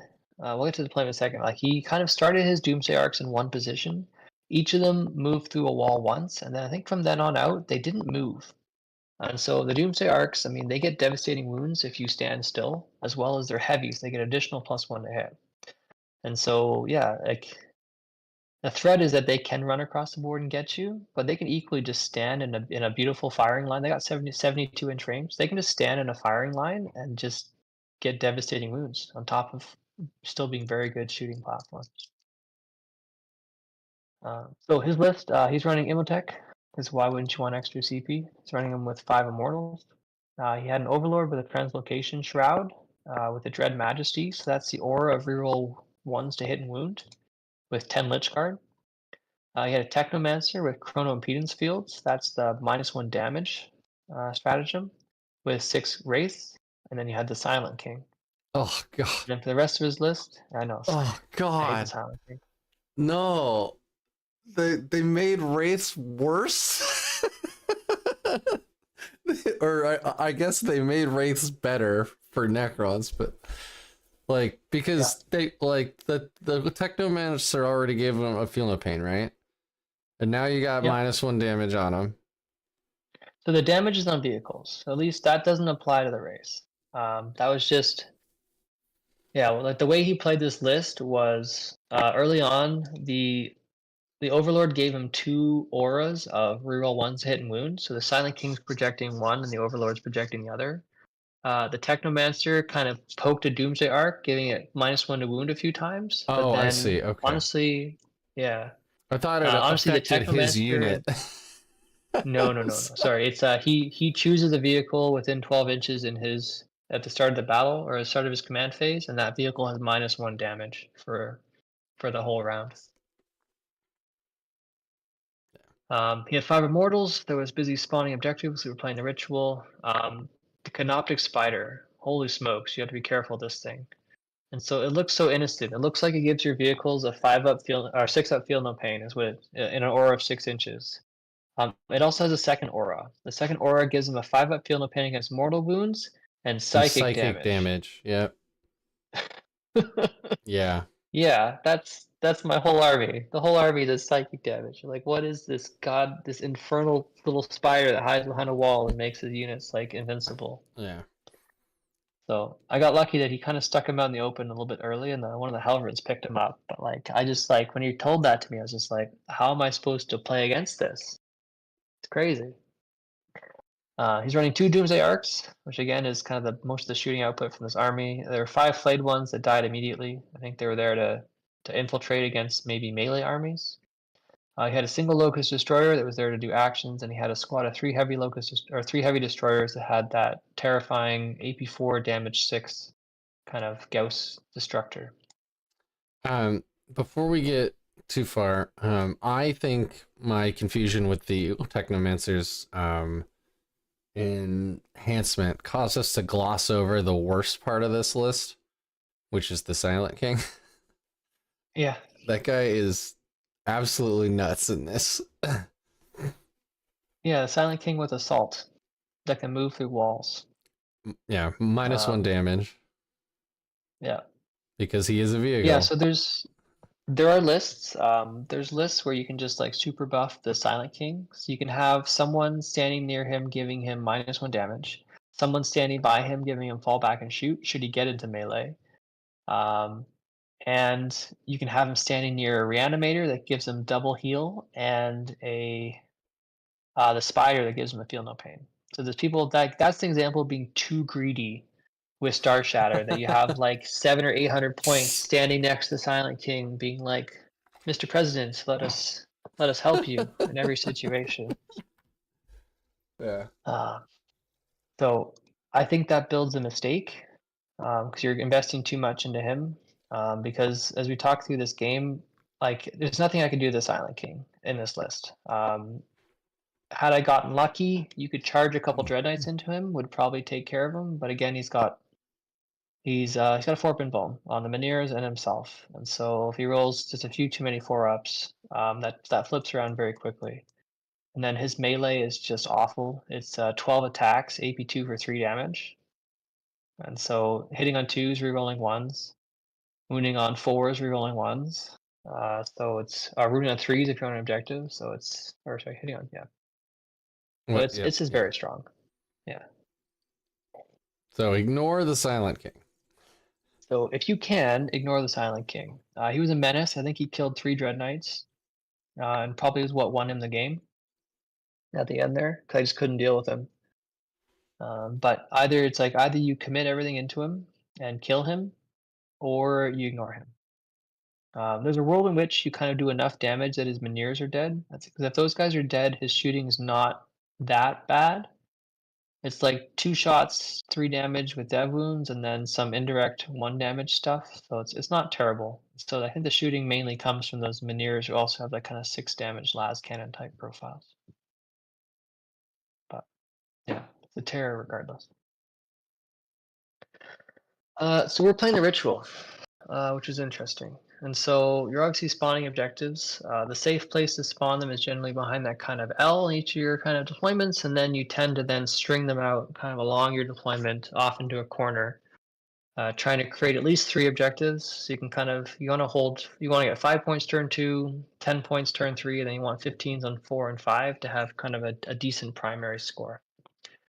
The thing I missed about his list is the purpose of the Lich Guard and this Canoptic Race. They're not there to hold his objectives. They're there to hold my objectives. And so he played both those units very aggressively. He kind of threw them at me. And as we talk about the scores, he threw them at me in a way that denied me just enough primary that I think is what gave him the game at the end there.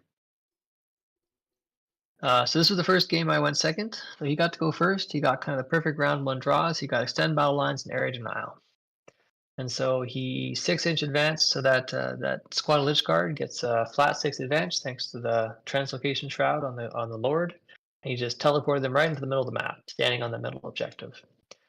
Critically, he had that nasty Canoptic Spider hiding behind the wall and within 6 inches of them. So when I went to shoot at them with side cannons and things, he had a 5-up field and pain against psychic damage. So when it flipped over to my turn, so I drew extend battle lines and sabotage. And so that one's easier to do. So you spawn an objective and then you get extend battle lines at the end of the turn. And so I decided I spawned my objective and I stuck the squad of interceptors in the corner behind the L, and they were doing my sabotage action. And then I put most of my army into that kind of lich. He brought out his race in the top. They're kind of hanging out in no man's land up there, and he has Lich Guard in the middle. And so I shot half a unit of my army into his race, killed 3 of them, and then he reactive moved them 6 inches or he reactive moved them because it works on race. It's not just vehicles. And so that took him out of line of sight of the other units I had kind of lined up there. I redirected my fire into the race, and between the Warpbane Vuln and the Field No Pain, I did essentially nothing to the race. What I did was killed a few that he then spawned back and got even closer to me the next turn. It's kind of made his next turn even easier for him. And then the kind of critical mistake I made here was where I positioned my strikes. And so his turn 2, he brought out the Doomsday Arcs. So he had one hiding behind his L at the top, and he had one honestly hiding in the top right-hand corner, even behind that ruin back there. And so he spent his CP, he advanced the one around the building, brought that out kind of into no man's land, and he spent other CP moving that other one through the wall to give it a good shooting line straight down the middle of the map. I got lucky on some of my saves, and so at this point I had a Land Raider and 2 Halverns kind of exposed down the middle. I think he did 9 damage to one of the Halverns and 6 damage to the other one, and that's only because I made, I think, way too many 5-up invulns against those 6 damage destroyers and the 4 damage Doomsday Arcs. But at least what worked out well for him though was his Lich Guard managed to kind of walk towards me and then charge through the wall because I was standing way too close to it, and he put them on that my home objective and denied me turn 2 primary. So I got no points there, and the units there were busy fighting for their lives. That Lich Guard unit, it's just a terrifying amount of it's strength 5, AP 2 for 1, but he had +1 to hit because I'm standing on objectives. So he's hitting on 3s in melee, and he popped the strat to, I think, either reroll +1 to wound or reroll wounds, something like that. He popped that strat as well. So he handed me just far too many saves for the Strike Marines, all saving on 4-ups, and he killed, I think, most of the Strike Marine squad and most of the Interceptor squad with a kind of Lich Guard and like Overlord Brick. From that point on, I was kind of fighting. I was kind of on the back foot, and so I was, by committing that unit, I was then able to bring in the Dread Knights and bring in the Lich Guard. I think I tried to play very defensive. I think I put all 4 Dread Knights were in reserve this game, which was probably a mistake as well. I think I needed a few of them turn 1 to try and do a little bit of damage to kind of the stuff that he stuck out in the open. And so between the Dread Knights and the Purifiers coming in, I killed the Lich Guard squad, but then he had, annoyingly, the Land Raider was hiding behind that piece of terrain in the middle there. He charged the race into my Land Raider and pinned it down there.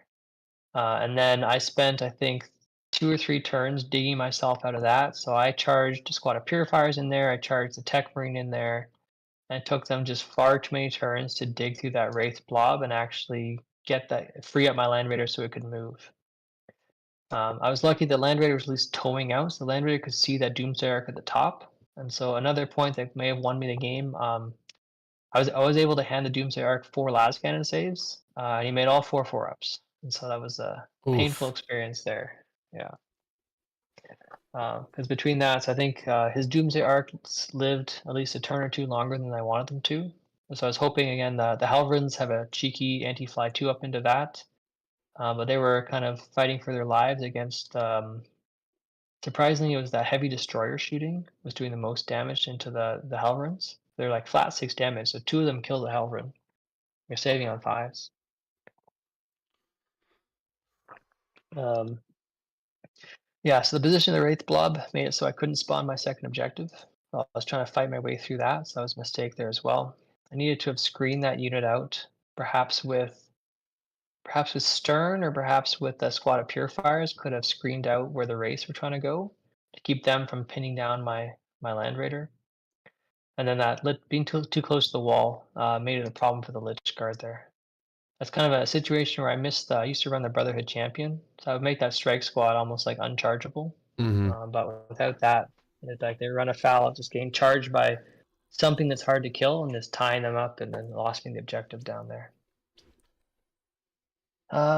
Moving throughout the game, so I managed to stay okay on secondaries. He drew some amazing secondaries. So it's like turn 1, he had extend and area denial. That's easy 10 points. Turn 2, he had secure by that point. He discarded or he kept bring it down. Scored bring it down the next turn where he killed, I think, the 2 Halvrins and a Dread Knight died. Turn 3, which gave him 6 points and bring it down. And then he also killed one on objective. I set up a kind of a cheeky post, so I spawned the 2 red objectives, he spawned the 2 blue objectives. I set up a kind of a cheeky post in the bottom corner. He left a hole there where I was able to deep strike in Stern and a Dread Knight, I think on turn 3. That was what finally got me 10 points in primary, was by holding. I finally dug my way out of the home and then spawned an objective on turn 2 that I scored on turn 3, kind of down in the bottom there. But after he kind of pushed his Lich Guard through the middle, he put the Silent King on the middle objective, and it basically stood there all game. It went from the middle down towards the bottom right, where it killed a Dread Knight on his objective. I tried to take him off of there. They moved down to the very bottom objective, where it killed another Dread Knight on that objective. Like, that thing was just unkillable, just walking around, like, murdering whatever it touched at that point.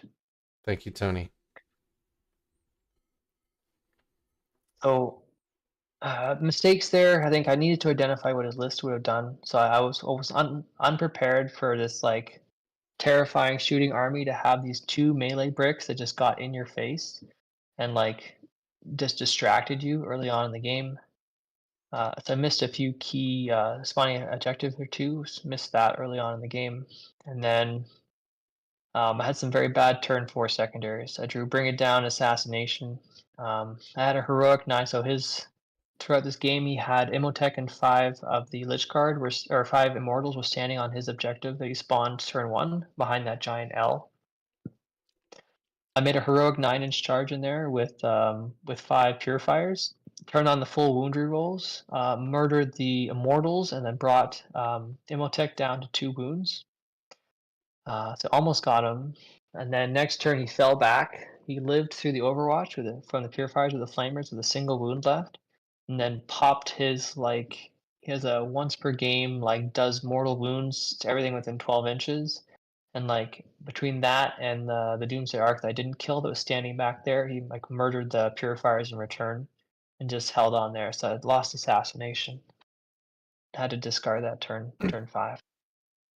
But by the end of the game, it was a very bloody game. I think at the end, against playing as Necrons, I mean, you have to pick up all the auxiliary units. So I killed the Immortals, I killed the heavy destroyers, that extra destroyer running around. I killed the 5 flayed ones died bottom of turn 1 to 5 purifiers who just popped in and just nuked them. But sadly, I just couldn't connect with the Silent King early enough. And then I couldn't dig my way out of those Lich Guard and the race. Very close game. 75 to 90 is nothing to be sad about. And then I know exactly next time. I think I know what I did wrong. I got a few more points there. Yeah. I did pull a third secret mission of the event, and so again, I saw the way that the dice were going. If you're short of primary, Unbroken Wall is a very strong. Um, yeah, it's very strong to pull that in the ritual. And so I actually spawned a third objective somewhere at the top. I didn't actually mark it on here. But turn 3, I had a Land Raider straddling 2 objectives, and Stern, I think, was standing on a third objective and scored me the 20 points at the bottom of the game. At least bring it a little bit closer. Wild. Well, yeah, that was the event. I'm quite happy with how the list worked. The Halverins, well, they're interesting. They didn't do as much as I wanted them to do. The goal behind them was to kind of stand on no man's land objectives and turn on my reroll wounds.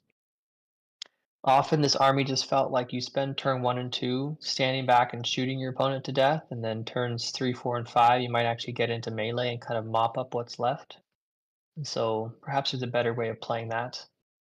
Regardless of that, I mean the Helverins are still like an amazing data sheet.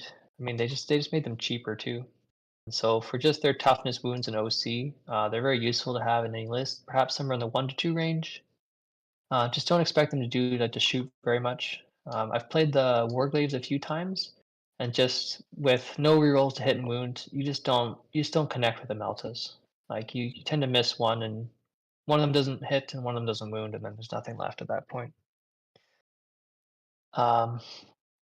Coming from Teleport Assault or Teleport Strike Force, rolling advances the Nemesis Dread Knights makes them much less reliable. I've gotten far too used to them moving 14 inches, shooting and charging. And so you wouldn't believe the number of ones I rolled Yeah. to advance those guys, which is quite disappointing. And so honestly, at that point, I think I might consider, rather than doing 1 and 3, I might consider 2 and 2. Gives you a bit more anti-tank. Allows you could like start one on the board and threaten any sort of fast tanks with a counter charge. You can always have one in rapid ingress. It's always a good thing to have in your list. I think my MVP was honestly the interceptors. The amount of times they kept me safe, and so like they died against, they sacrificed their lives for the World Leader matchup, for the Creations of Bile matchup, even the Chaos Knights. Like they stood out there heroically and just kind of move blocked them for a turn. And so that was, I think, invaluable in some of those matchups. And then if you aren't already doing it, I highly consider the Land Raider. With full rerolls to hit, and sometimes being buffed by a Tech Marine, it is very reliable. You can, like, honestly, you can hand your opponent 3 to 4 las cannon saves pretty consistently. And then there's an argument that you could run a very skewed list where you run 3 Land Raiders. Would be an interesting way to run this new detachment. I did hear about somebody who ran 2. Yeah. 3 would be hilarious though. I think I had a nasty list I was trying out. It was 2 regular ones and 1 Redeemer. The 2 stand in your deployment zone and shoot. The Redeemer walks in no man's land and shoot. And I think you can still fit 4 Dread Knights in that list, and then maybe a couple, like 1 squad of strikes and like a couple characters. Yeah. You could play it that way. Just not bring purifiers at all.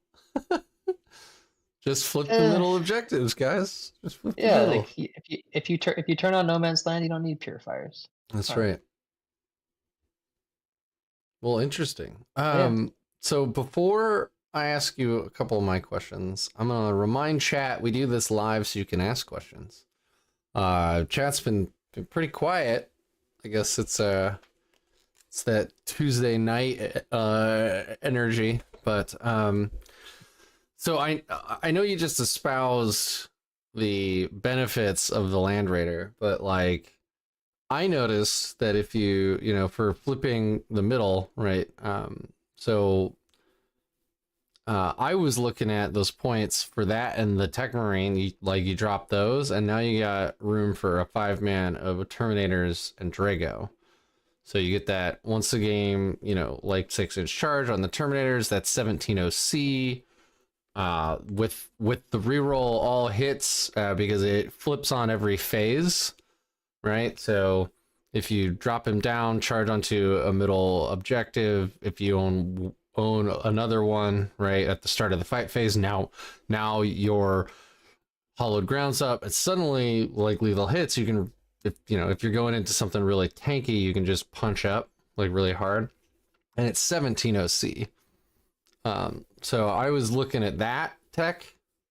I think you're seeing more lists coming out now where people are throwing in like 1 or 2 5-mans of Terminators for all that OC.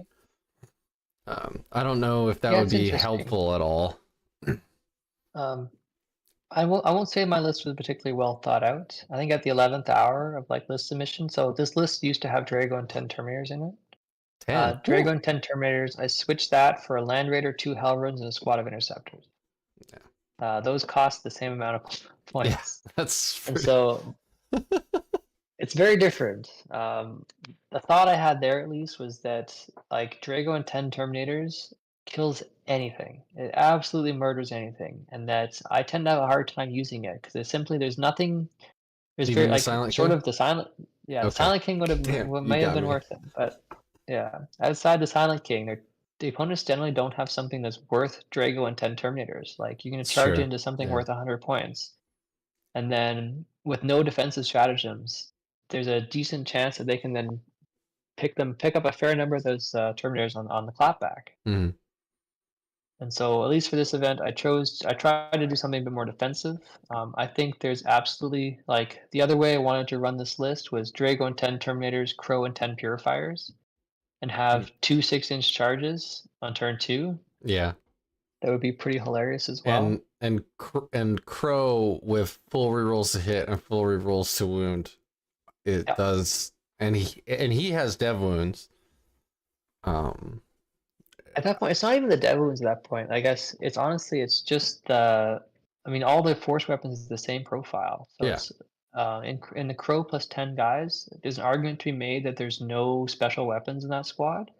So you can just have the 30 little guys with 30 attacks, full hit rerolls, full wound rerolls, just handing your opponent a bucket of AP2 for 2 like saves. Yeah. And that'll kill most things. Yeah. It's a lot.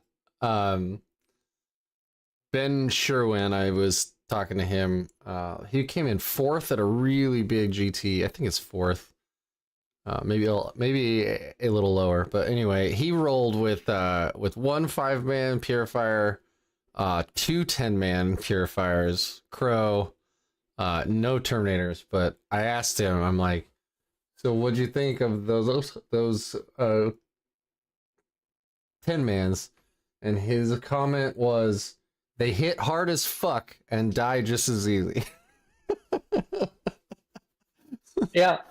Oh, absolutely. Yeah. Like, what's nice, because like at least in that situation, for those 10-man purifiers, it's only 250 points. There's lots of great targets to trade that into, and that 1 CP stratagem, their full wound reroll, makes them again that they'll murder anything that they touch. And then the side benefit there is if your opponent kills half of them and then charges them, you only make them stronger.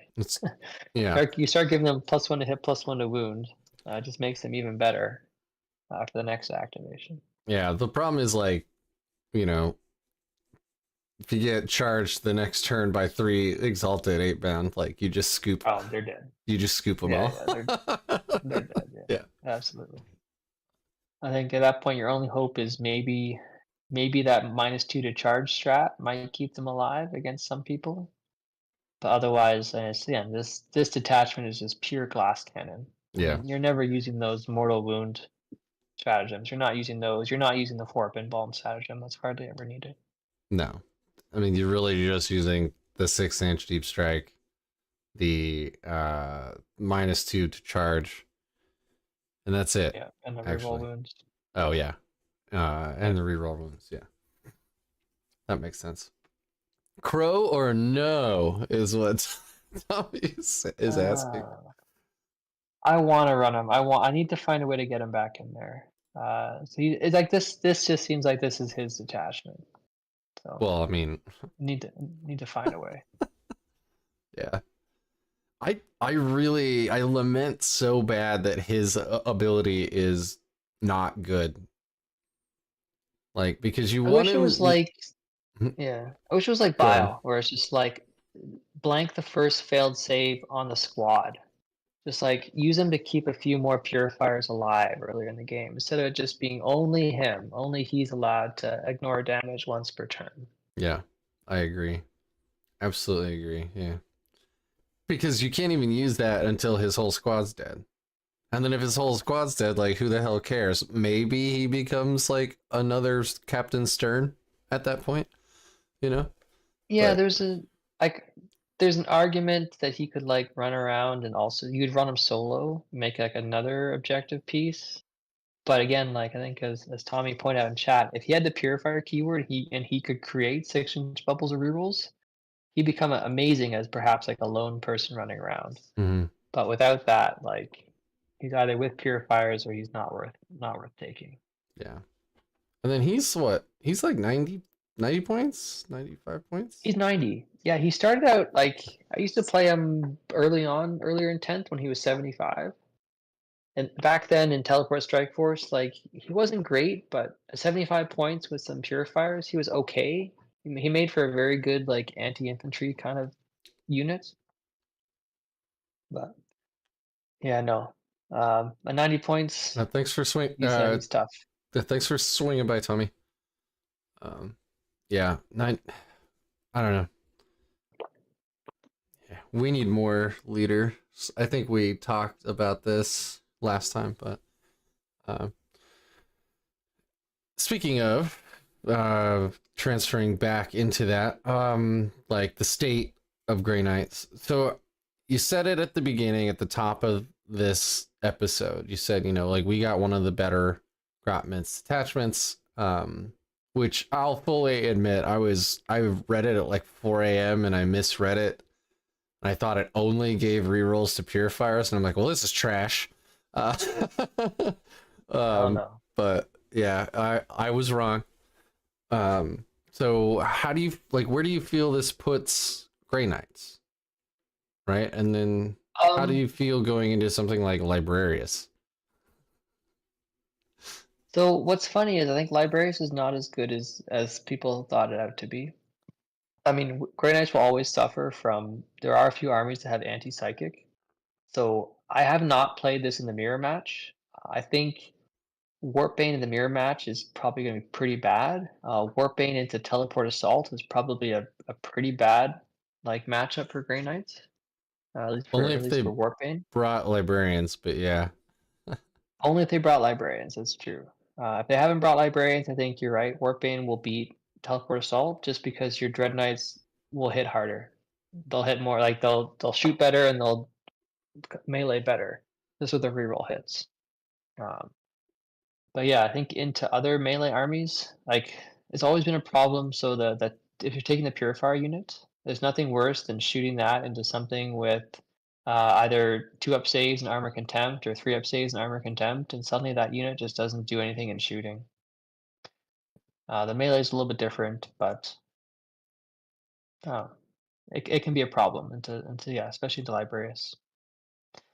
In general, I think the winners of the kind of Grotmans detachments, Imperial Guard are very good right now. I have not fought Bridgehead.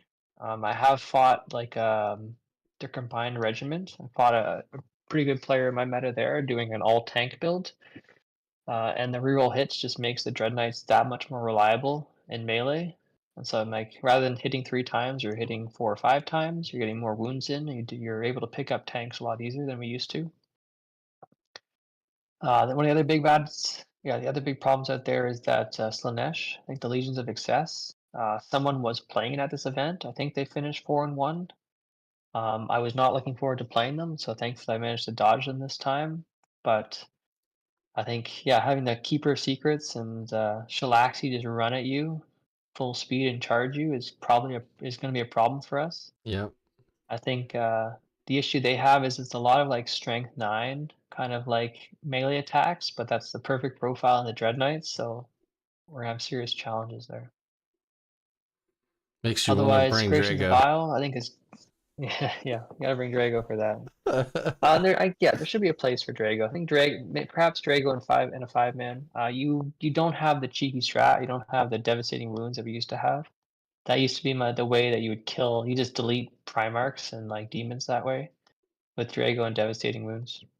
that's true. I mean, Yeah, but Radiant Strike was 2 CP. Like, you were always using your CP on AOC or Mists, or yeah. Rapid You have to Ingress. save Like, up. yeah, Yeah, I yeah. Save almost up three. never. So you got Yeah, yeah, yeah. I used it with yeah. my Three Grandmasters CP. on foot, and that was about Yeah.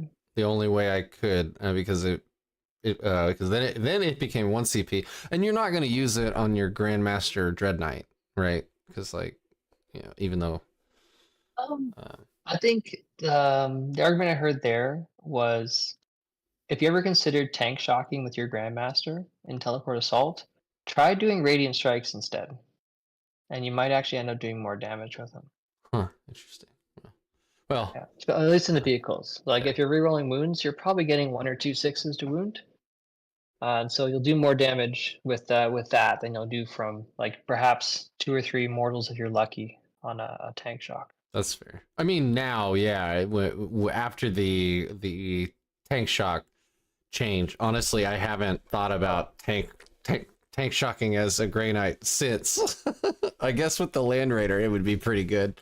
But well, so what's interesting, like the side benefit of the Warpbane, like the stratagems are not great. That gives you more CP to play the rest of the game that everyone else has been playing. And so I found myself throwing a lot more grenades, doing a lot more tank shocks, and like rerolling a lot more damage than I would normally do if I was playing Teleport Assault. Because then it's like your every turn your armor contempt, miss a Deimos, potentially rapid ingressing. Like you never had CP no, in the old Grey Knights to play with.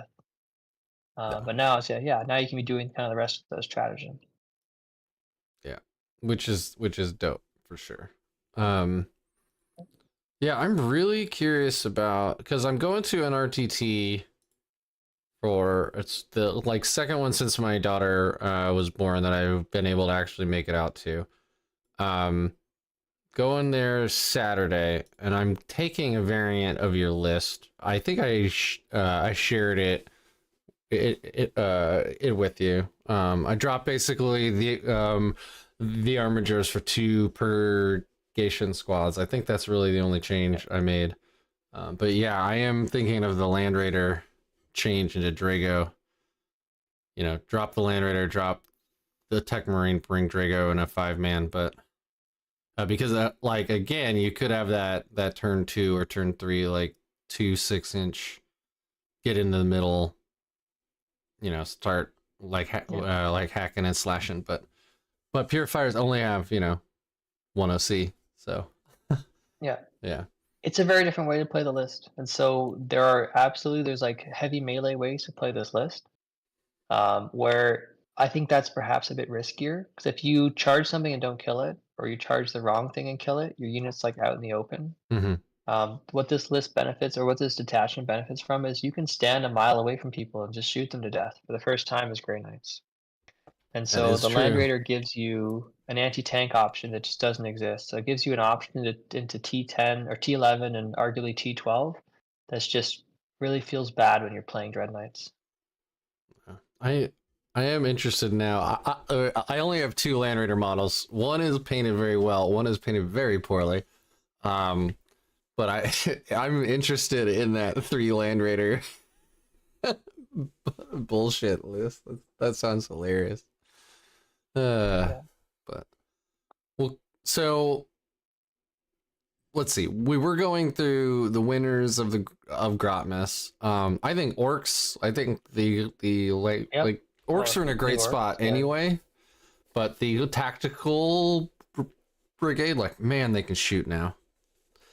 I mean, Yeah. I haven't experienced that yet. So again, there's some terrors in there that I think would be huge problems for I think Grey Knights are gonna shake around in the low 50s win rate.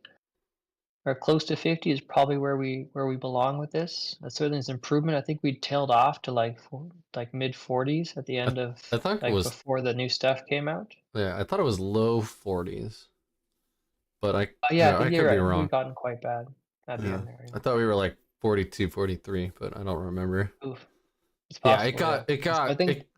the secret mission change messed us Oh yeah. up. uh, because that's how we were Oh, but that. relying Yeah. on winning games. But that's what's nice about this new detachment is that like we no longer have to win the game by doing teleport shenanigans and disappearing and showing up over there and like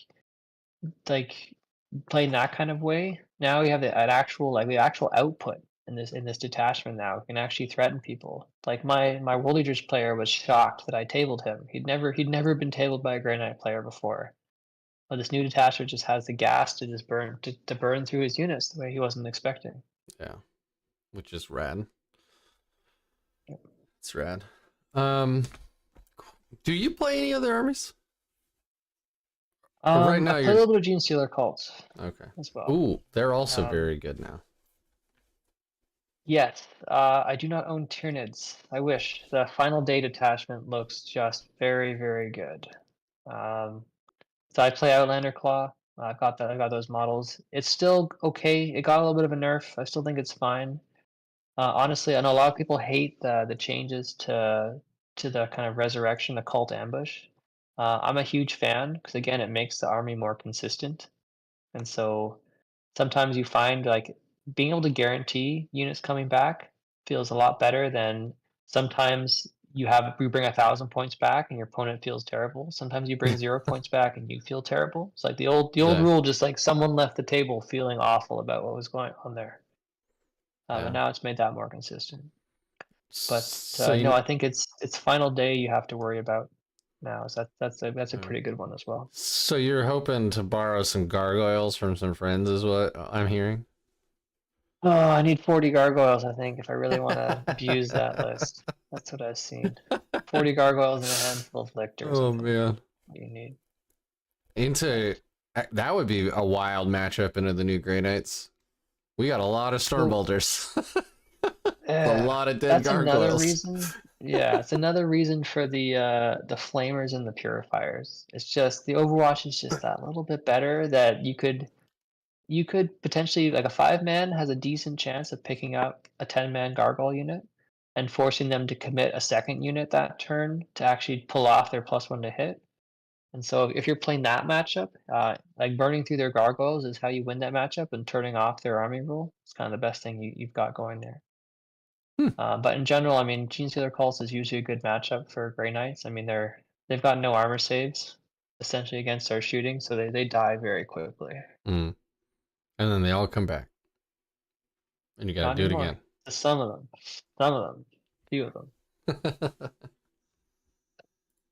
All right. Well, I don't have any questions for you. I don't have any questions in chat. I'm sure I'll bother you throughout the next few days, just on Discord.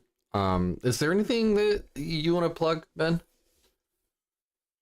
No, again, there's a great scene up here. If you ever find yourself in the up here in Alberta, all sorts of groups here putting on some great events. So this event was put on by the Trident Group. They've got some amazing stuff. I know there's some equally good groups out of Calgary putting on amazing events there. That's awesome, And man. so yeah, come visit sometime. Yeah. If the newborn makes it so I can't even go to No, 2 RTTs, man. oof. I am dusty. I am Well, dusty. I've been trying to get in 2 to 3 TTS games a month. That's been my okay. my holdover right now. But yeah. It's a great way to practice. That's how I've been trying to cook up different lists. It's all been going on at TTS Yeah. for sure. A Well, good okay. opportunity there. I mean, here's another. I was closing things out, but here's another question. So when you do these TTS games, like I know you're in a like tournament league, and that's very Yeah. different. But like, are you going in there with wildly different lists every time, or are you like, I want to play the same list 2 3 times, really feel it out, and then change things? Um, a good rule of thumb is trying to change like after you play, like reflect on the game that you play. Think about what worked well for you, what doesn't work well for you. And I think what I've heard is try and change less than 20% of your list before you play it again. That being said, I think there is like 4 ways of playing Grey Knights. You can play all Dread Knights, you can play all Terminators, You can play this kind of hybrid arms that I've been playing, or you can lean into the kind of the melee, the pure fire and Terminator charges. Kind of, I think, the four ways you can do Grey Knights right now. And I still don't know which one's the best way. All I can do say is love I my think all Terminators. Terminators, yeah, all Terminators I think doesn't work in Warpbane. No. I think that list lived and died by Miscedemus and Sigil of Exigence, kept them alive, and so that probably doesn't work. But there is a meta in which 6 Dread Knights backed up by Purifiers is just terrifying for people. It's Yeah. just the output from that is just gross. I mean, I'm not gonna lie. You know, when I realized the power of this detachment, I'm like, we're just gonna see more Dread Knight spam. And like, I like the Dread Knight. I'm not even like a hater here. I actually enjoy like the model and everything. But Yeah. I mean, I just Terminators and Power Armor working in conjunction feels like Grey Knight with like a couple Dread Knights backing them up. That feels like Grey Knights to me, but like 6 Dread Knights, a Land Raider Redeemer, 2 Librarians, and a Strike Squad, which was a team's list for the longest time, does not feel like Grey Knights to me. It's good. It's very good. And this is a competitive game, or at least this is a competitive show. So you're going to play what's competitive, what's most likely to win, but it doesn't feel Grey Knights. Yeah. No, I'm trying to cook up an all power armor list and see if there's anything going on there. So that's again like Silver Tide, 2 baby. squads of 10-man purifiers, like the 3 purgators standing behind the wall shooting people. I'm trying a 10-man strike squad with Brotherhood Champion as another 6-inch charge threat, and he's got the fun enhancement with the extra mortals. Yeah, It's the Radiant Champion. Yeah. Yeah. What I kind of wish they'd do, and they'd have to, I mean, you'd have to do this in some other like edition, but to cut down on the Dread Knight spam, if you make them like 450 points with a like data sheet to match, suddenly we're talking, you know? Yeah, I know people keep suggesting ways of buffing the Dread Knights. They're at a good spot where they are. They've gotten just expensive enough that like it hurts when you start losing Dread Knights. Like they almost cost as much as a Land Raider. Yeah. And they're quite fragile. They're more than a 5-man 5-man Terminator squad now. They are. Yeah. They do more, but yeah, they also cost more. Yeah, that's true. I mean, that's the problem, right? They gave us a shooty detachment, and our best shooters are the Dread Knights by far. Yeah. So yeah. So I'd rather they gave us more of a reason to play the other units rather than taking away the Dread Knights. If you make the Dread Knights more expensive, like the whole army falls apart at this point. Right. I mean, clearly. I mean, I was saying like if you know, or if you give Epic Hero to the Grandmaster and make it a lot better, or you know, there are a lot of things that they could do. I mean, hell, just get like giving Epic Hero makes it so you can only bring 4 max instead of 6, right? Yeah, but that'd be a big change. Yeah, but you're right. I don't want to just nerf our best unit and then have us sink, you know. So yeah, it turns out balancing a game this complicated is pretty difficult. It is. I think the glimmer of hope is we're supposed to get our codex this year. They did say that last year. It'll probably be late in the year. And I'm still torn about whether or not like I don't know if I want them to refresh the range or if I don't want them to do that. Oh. Like on one hand I have the models, and second hand I would love for new sculpts. Yeah. The new Terminators have been awesome for all the armies. So it's true. This is kind of the Terminator edition, right? It is, yeah. I've been working on 10 purifiers, and I'm not going to show it on the camera that you're on, but the one on the stream, and I have Sterngard legs that I 3D printed, and I made them a little smaller, so they're not quite Primera size. They're like 5 or 8% smaller, but they just like Makes them they're better. so much more dynamic. They're like running or like they're actually moving. It's not just them squatting in one place awkwardly like the old second edition Space Marine pose that they all had. So I like that a lot. It looks a lot better. So even if they did a range refresh and just like made us a little taller, like longer legs with more dynamic poses, I think that I think that would be rad. And then any kind of Terminator refresh, the new like Leviathan Terminators would look so good with all the. I've got some 3D printed bits where like all the Aegis like script and the the